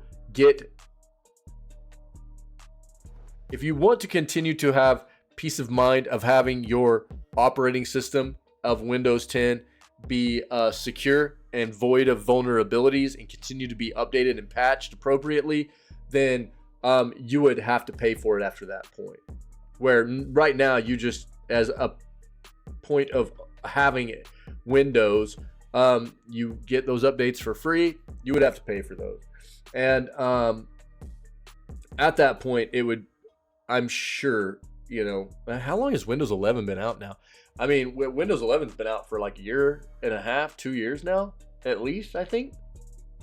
But it'll be baked in very well at that point, and I don't see any issue why anybody wouldn't necessarily want to be converting over outside of some very niche kind of situations to go ahead and be upgrading to Windows 11. I get prompts for it. Anybody else that has a Windows 10 PC should be getting prompts for Windows 11. Many people probably just went ahead and updated. You know what I mean? But it is good to note that date. Thanks, buddy. Bungie devs. This shout out to Vault here. Shout out to Vault for this one. Bungie devs say atmosphere is soul crushing amid layoffs, cuts, and fear of total Sony takeover. The Destiny 2 and Marathon developer may not be able to cling to the last of its independence forever. 1 month after a major round of layoffs impacting roughly 100 Bungie employees of the 1,200, those remaining at the Destiny developer say the cuts, as well as other cost-cutting measures, came alongside an apparent scramble by the studio leadership to avoid a total Sony takeover. As it currently stands, Bungie is on paper a fully independent subsidiary of Sony, but its board of directors has been divided since the takeover in July of last year. Among its current members are PlayStation Studios head Herman Holst, Sony senior VP Eric Limpel, Bungie co-founder Jason Jones, Bungie CTO Louis Villegas, and Bungie CEO Pete Parsons. The board as a whole is split between Sony and Bungie representatives, with Parsons serving as a tiebreaker vote. But speaking to IGN under condition of anonymity, multiple current and former Bungie employees described a department meeting that took place shortly after the layoffs, in which leaders hinted that this shared power may not last forever. Sony did not respond to IGN's request for comment on this piece. Bungie declined to comment as well. Declaration of dependence. While the exact details of Sony's deal to acquire Bungie remains unknown to the public or employees, sources say they were told by leaders that the current split board structure is contingent on Bungie meeting certain financial goals. If Bungie falls short of certain financial thresholds by too great an amount, Sony is allowed to dissolve the existing board and take full control of the company. And with Destiny 2 expansion, the final shape delayed into the next fiscal year, and Bungie still investing heavily on Marathon, many employees understand that Bungie is struggling to meet the necessary targets to keep its last vestige of freedom. Such a takeover wouldn't necessarily be shocking given its 2022 acquisition, but it would nevertheless be a stunning development for a company that has historically prided itself on its independence.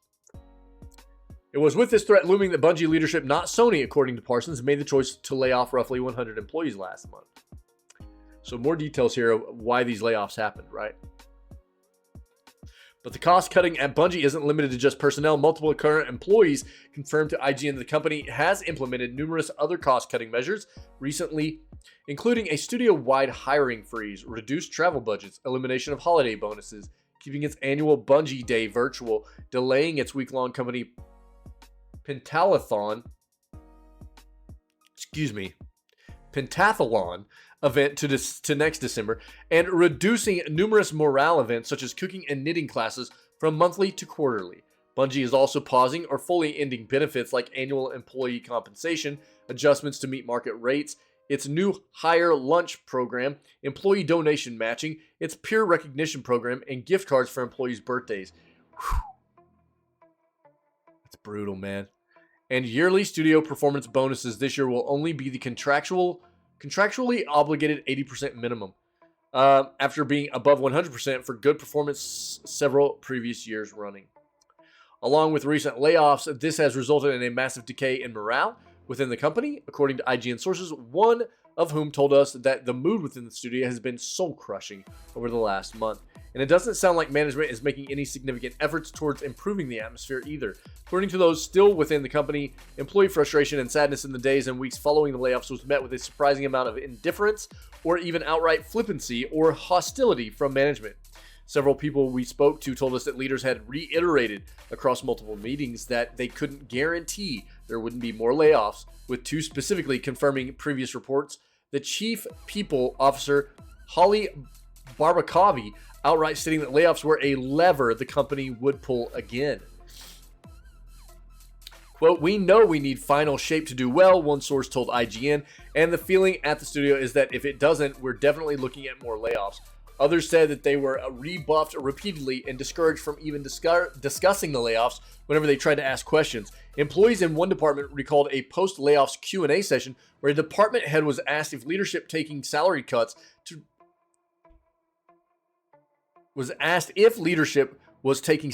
prevent layoffs had been considered, only to respond that Bungie was not that type of company.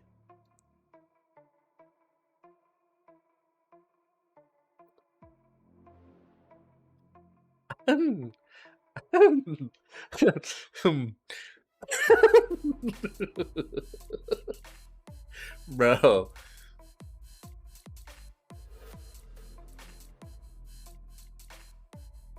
You know, that's one of those things that this exact question that this department head asked here is the same thing that I ask all the time about all these companies that are always we read about every single day in the news. A new development company every single day. It comes into the news with having to deal with layoffs. One, or not a new one, but one that we haven't read about before. It's a new article for us. Addressing a company having to or laying off, having to lay off more employees. And I always ask, why is this happening? Why are they taking this out on employees? Have they done anything to try and alleviate that? Why is that always the first action? Fire people, fire people, fire people, fire people. Did they do anything else to try and circumvent that being something they had to do? Where did CEOs take? Did the brass take a pay cut to try and alleviate some of that? Offset some of that stuff. Leadership taking some cuts, leadership not getting bonuses, anything like that. You never hear about it.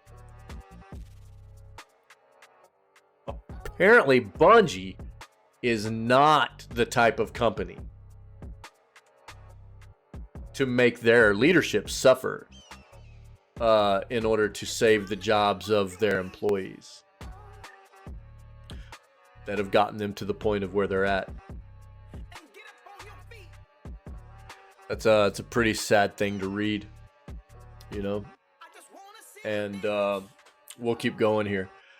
What's more, sources we spoke to pointed out that many of the Bungie employees who were laid off were beloved community leaders within the studio, including many who had spearheaded employee inclusion and support efforts. Several people we spoke to expressed anger at the layoff of Bungie General Counsel Don McGowan, who played a key role in Bungie winning a historic suit against a player who harassed a Bungie developer.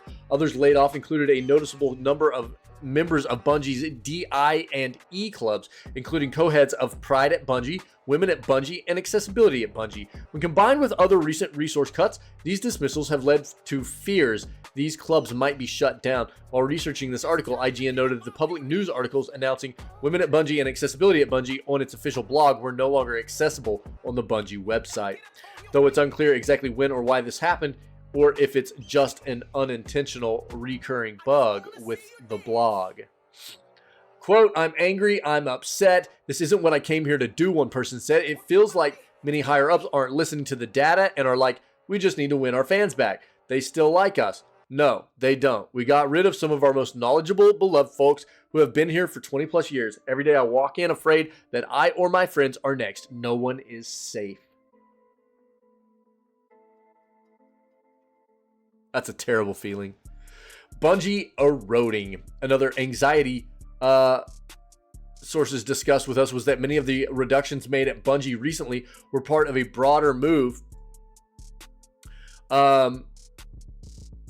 towards outsourcing. Multiple individuals across various departments told us they'd heard discussions within their teams of plans to increase outsourcing both before and in the wake of the layoffs. One team where those discussions have already become reality is in quality assurance.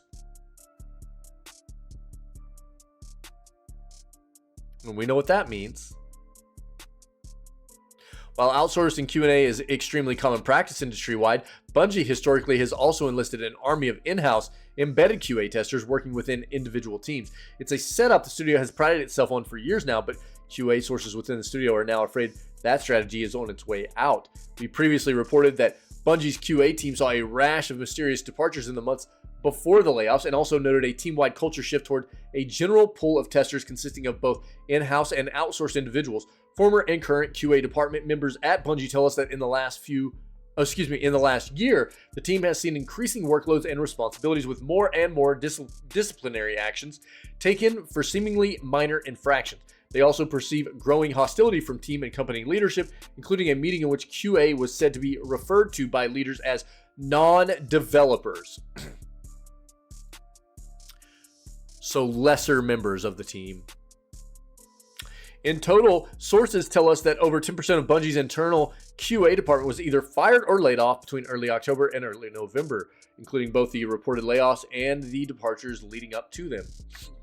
In a year that will go down in gaming history due to the sheer number of layoffs and studio closures, Bungie's situation nonetheless stands out, and not for good reasons. It's a well-known, long-standing studio that, despite historic culture problems, had managed to cultivate an increasingly positive community of fans around a beloved game while improving its own internal culture by gradual degrees. But in the wake of an acquisition that shocked many Bungie employees we've spoken to, and which seemed out of character with the studio's independent streak, feels to many like that's all falling apart. Beloved colleagues have been laid off, benefits are vanishing, and many feel the more people-oriented, as one source put it, culture of recent years is being torn to pieces by the very Bungie leaders that touted it for so long. And seemingly also those same leaders can retain a vestige of control over a company that's already been sold away anyway.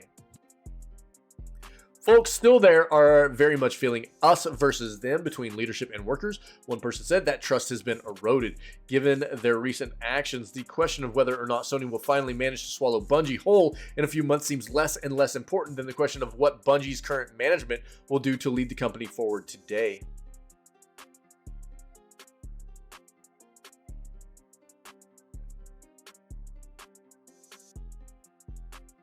Oh, that's brutal. Look, I think as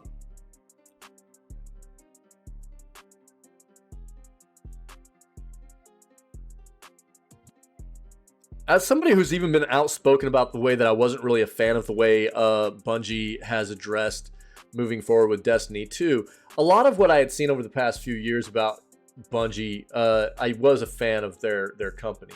It did seem like they took care of their employees. It did seem like they were very, very invested in taking care of their community and their games and things like that. But here, as of late, I think that my mindset is changing quite a bit. Mindset is changing quite a bit about Bungie as a company. It is definitely looking more like a company that has lost sight of what it means to take care of your employees. And this statement right here is just so disheartening, dude. It's so tough to read this. Where was that, dude? This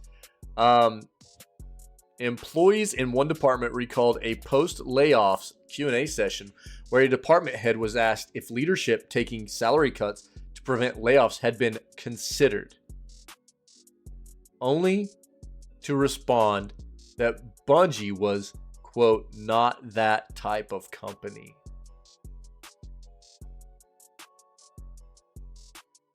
Jesus Christ, that is just brutal. That's just brutal. And I mean, you can tell that you know, I mean, and the reason that I had this perception and feeling about Bungie previously was because of all the things that I had read and educated myself on about this company and what they had done and the way they took care of their employees from, you know, all different kinds of things. You know, they really did exude the kind of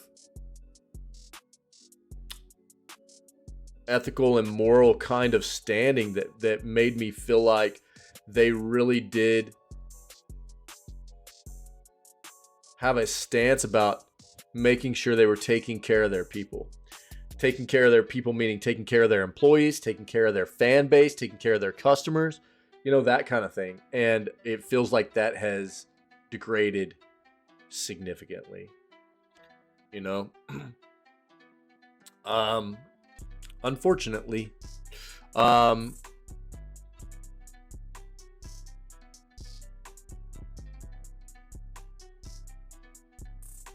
right, yeah, fair. So dude, what an article. Thanks, Vault. Thank you very much, my friend. I appreciate it. This is tough to read, you know.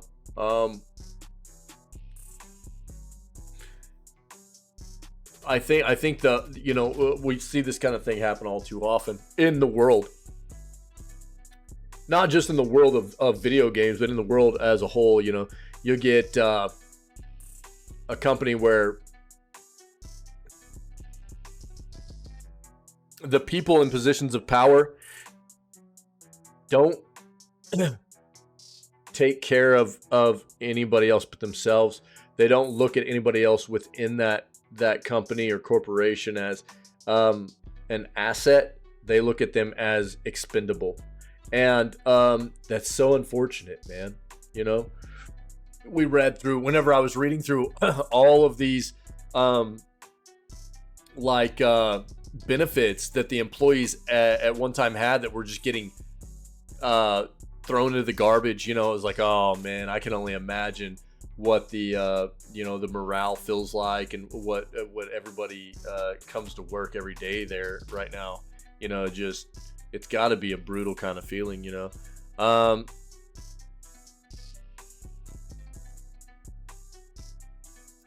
Well, you know, I'm sure there's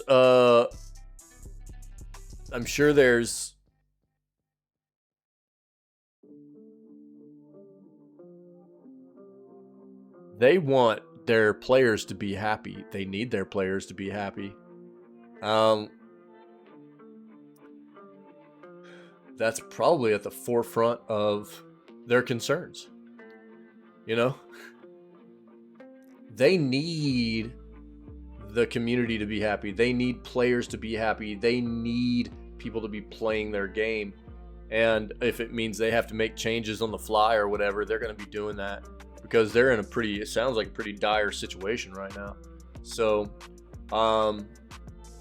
this feels bad for all those employees, man. I don't know.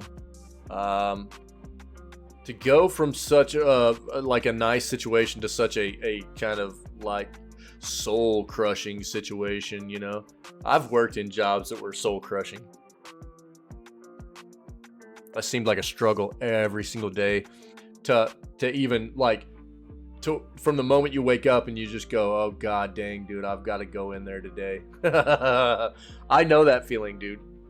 And I feel like that's the way a lot of these Bungie people feel right now. These Bungie employees feel this way right now. And that sucks, dude.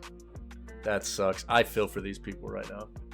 And this is a rough thing to see out of a company that I think had at one point gotten themselves into a good position of taking care of people. You know, that feels really bad. Crap, man. And I think also, as we do have somebody that is an avid Destiny 2 player around here, you know, what will this mean for? I think there's going to be obvious questions around what does this mean for Bungie games moving forward, you know, quality wise, content wise, quality wise. I mean, there's got to be some questions surrounding that entire situation, unfortunately. Xbox Wu-Tang Clan game details leaked. Project Shaolin, the Xbox game centered around the famous hip-hop collective, the Wu-Tang Clan, excuse me, leaked some key details about the title's gameplay. So Project Shaolin, a co-op melee game, combat game developed by Brass Lion Entertainment, will reportedly feature all 9 members of the Wu-Tang Clan, incorporate their music into the gameplay. According to so basically nobody will be able to stream it. According to the leaks, the game will have a social space called the Neighborhood. Players to enjoy music and engage in various activities, potentially with live service capabilities. Project Shaolin is likely to be an Xbox console exclusive and may release on Xbox Game Pass in the future, with an official reveal yet to happen.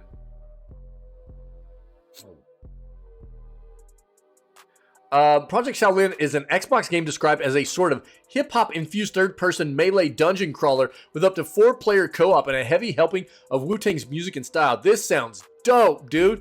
I hope they do. I hope they do a good job of developing this.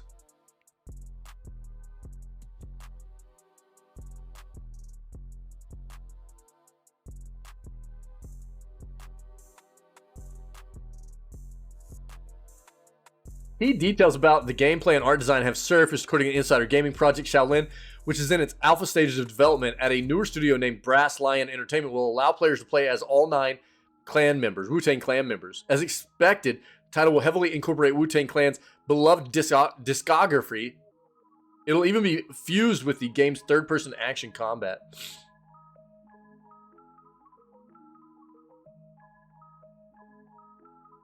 Sick, dude.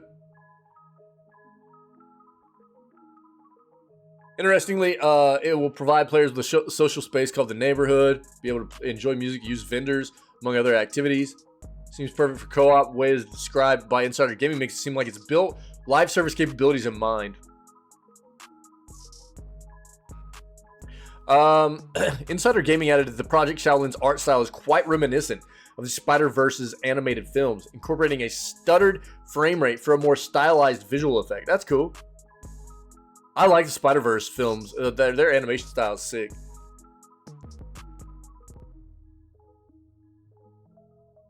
We're gonna have to keep track of this, dude.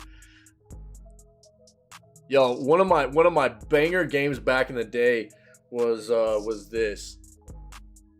Dollar bills, y'all. Sounds like everything is hedging on the Final Shape expansion. Yeah, it does, doesn't it? That's what I was thinking too, Ferret. Yep. Yeah, I think you're right, dude. Because Marathon got pushed back to 2025. That's way too far out, right? The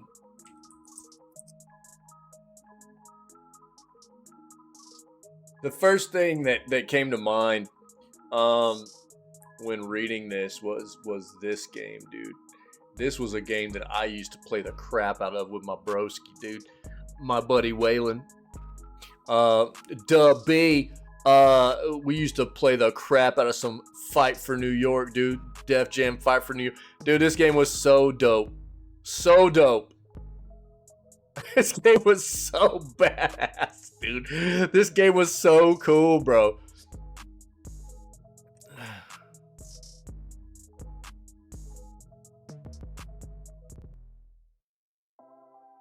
Yeah, this game was awesome, man. We got down on this one. This is what it reminds me of, just because of the music side of it and everything.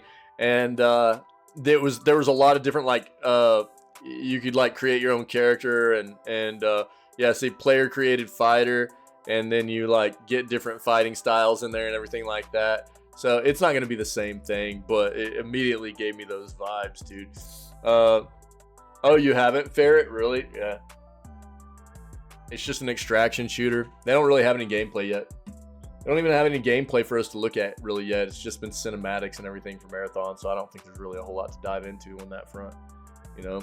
But they were saying it was supposed to be coming out next year initially, and now, you know, obviously pushed back to 2025. So I don't know. I think that's way too far out for Bungie to be kind of leaning on for any kind of help financially, you know, to pull them out of this debacle. I think you're absolutely right with Final Shape, you know. It might be their final shape, dude. Sorry, bro. Sony might outright own them. You know what I mean? After that one. Yeah, I think it just depends on if it's done well or not. You know, I think it's getting so played out. You know, everybody wants to do it. Everybody wants to do it in extraction, and I don't know. Like the only one I'm really interested in right now is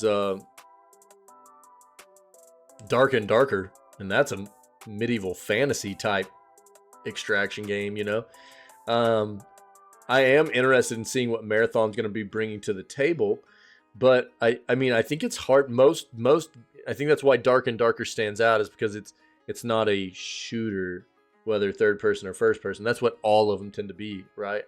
So Dark and Darker kind of got this nice little niche going on where they're doing an extraction based situation, PvPvE scenario, but it works very well.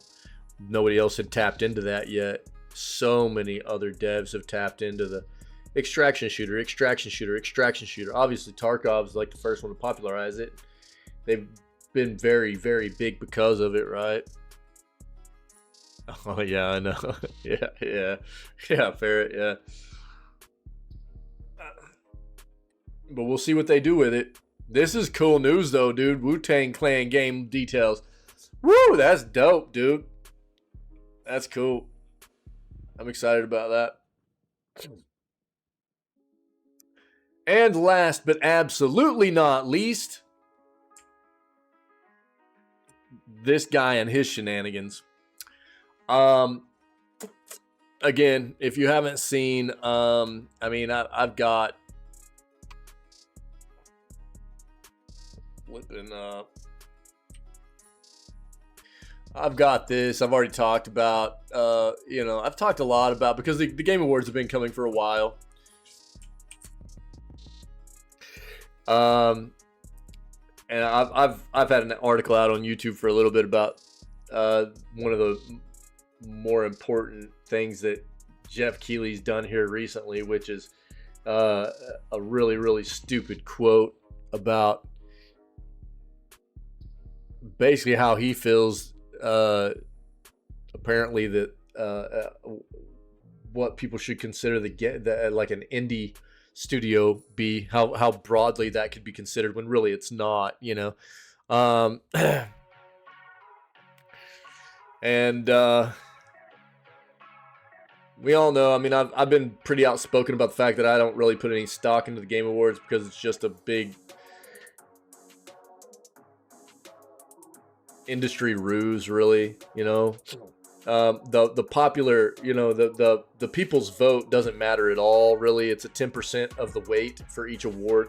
The other 90% of the weight for the awards given is handled by this panel of elected voters for each, you know, for the award show, which is actually disgusting. That's why I prompt people to put more stock into the Golden Joystick Awards. You know, the Game Awards, the reason I watch them is for the trailers and stuff, for the information we get about what's going on in the gaming industry, really, outside of, you know, the awards. The awards are really just a big flipping,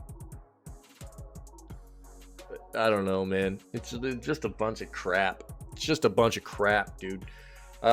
So, and then this morning we get this, you know, Jeff Keighley removes player's voice category from Game Awards. No gamer shall speak when I, your God, speak for thee. God dang, dude. Look, I love what they did with this picture too. Look at it. Look at this fool. That's flipping great, dude. That's so good, dude. That's so good. Yo, good job, Trevor Hazel. Los Angeles, in an ominous last-minute move, Jeff Keighley announced the removal of the entirely fan-decided player's voice category from this year's Game Awards. The only award in the entire Game Awards show that's happening later today, and we'll watch it here, that was fan decided, entirely fan decided. Like I said, the rest of the awards are literally, you can vote on them, but your vote doesn't really matter. Quote, only the true King of Kings stood upon this stage. As I stand before thee, shall bequeath these idols to worthy developers. There can only be one true decider, cried out the show's producer and host Jeff Keighley during yesterday's tech rehearsal at the Peacock Theater. And henceforth, no gamer shall speak when I, your God, speak for thee. Fans of the Game Awards were shocked at the announcement, with the majority of voting done by an advisory committee, or the elected panel, like I was talking about, comprising industry professionals and influential gaming news publications. Many felt the 100% fan-driven vote proved a welcome addition to the show. After Keighley's onstage sermon, a Polygon reporter in attendance broke the news online. Upset fans immediately took to various forums to express their displeasure. We gamers only equate to 10%, like I was just talking about, 10% of the vote in every other category. The other 90% is done by this advisory committee or the elected panel, right? Ranted Reddit user Cult of Coley. Last year, the fans had their voices heard. No other category would have properly recognized Genshin Impact as such a crowning achievement like we did, the true gamers. Let's be honest. Quote, let's be honest. Last year's player voice was rigged, but I had faith things would be different after that, said IGN commentator. Is that Cockles Echidna 33? Sonic Frontiers was the clear winner, but I knew this year us blue ballers would manage to get Sonic Superstars the win. I guess that's not the case. Players' voice is no longer happening, though. Despite the immediate blowback from the announcement, Keighley stood his ground. In an official Game Awards press release, he further defended the reasoning behind his decision. Quote, the voice of gamers speaks too softly. They fall deaf on mine ears, writes Jeff. Such voices quiver and break in fear, in unworthiness. Their thoughts and taste have been spoiled by sin and greed for far too long. It is such that I have made this decision to anoint myself the God of all gamers. It is my words that now pin themselves from my holy mouth, speaking on behalf of the gamers and gamelets who know not what games are good, for not all games are good. However, 'tis my true sight, my clairvoyance, that shall for once and for all grant these divine prizes to only the most worthy amongst us. There's no way that's a true quote.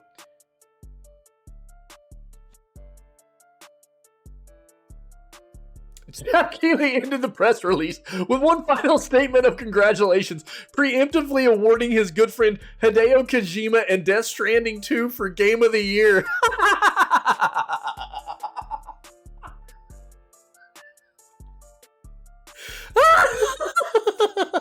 That's not a true quote from him. There's no way.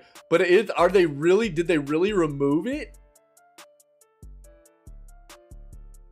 Yo, Florida, what's up, friendo?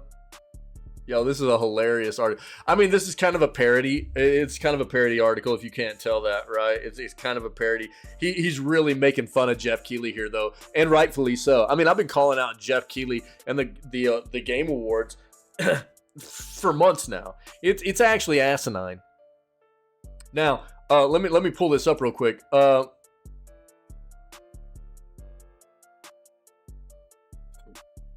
Let's just see if we can pull anything up and make sure this is actually a thing.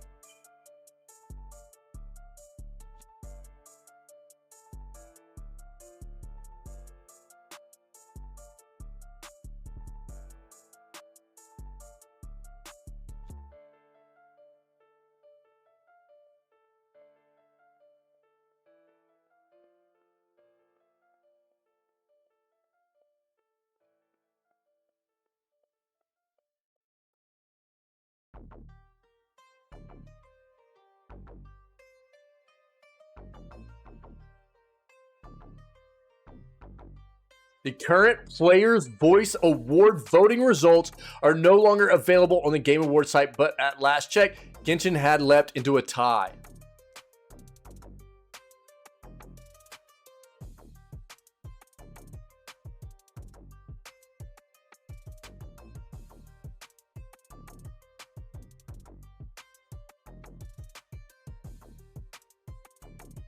I don't think they removed it.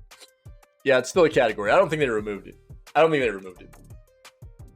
But this is still good because it still points out that, you know, a very important thing here. You know what I mean? This is like a parody article, which I like it. You know what I mean? And you know, obviously, you look, man. This is not this is this is obviously not something that Jeff Keighley said. You know what I mean? Like, I mean, it's quite obvious. You know. Florida, are you talking about the is that the walking one, the Death Stranding game? Yeah, it's like you're a package delivery person or whatever. Yeah, but it's Death Stranding 2 hasn't even come out. That's why this is like, you could absolutely hear this is like like yeah. It's got why can't I think of his name, dude, from The Walking Dead in it? Help me, people.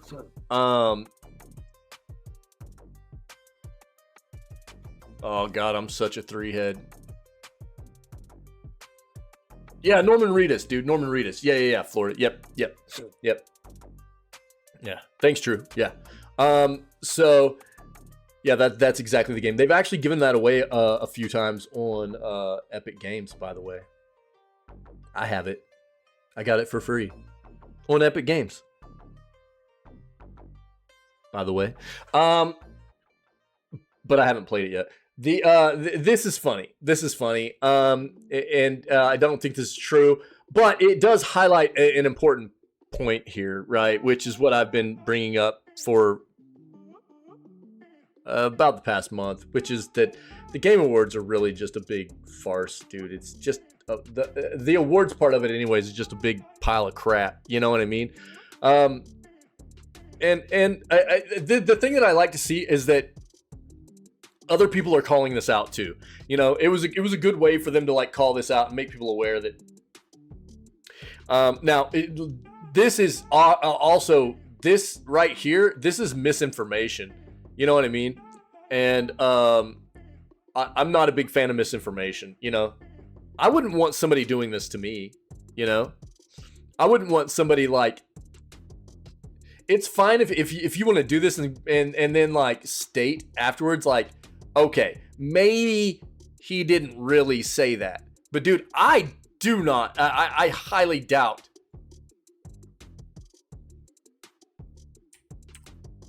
Jeff Keighley would have ever said anything like this.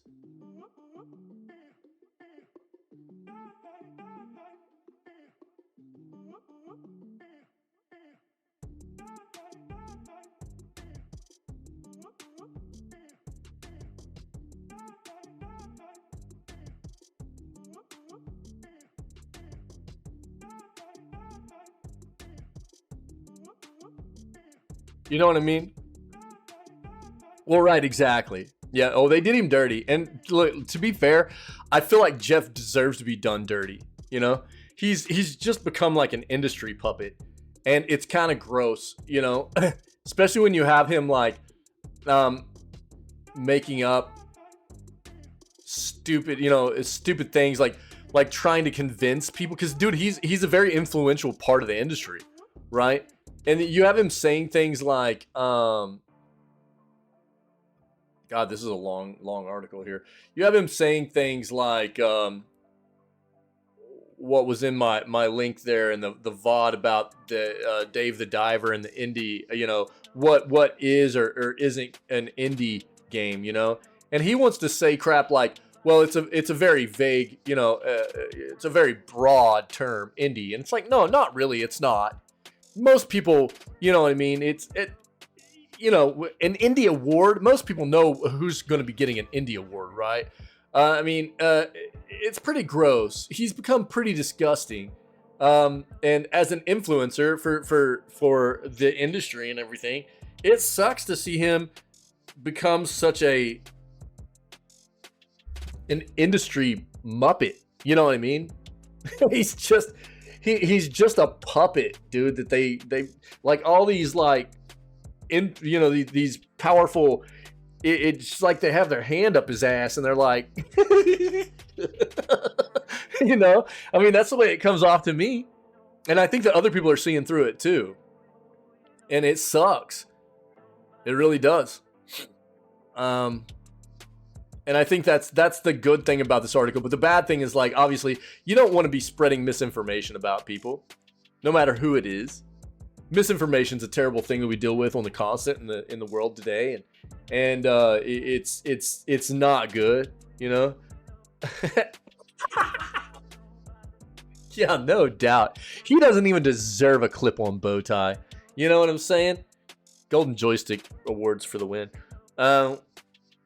So I think that at the very least, what he should have done has been like, okay, maybe he didn't say that. Because I don't think, I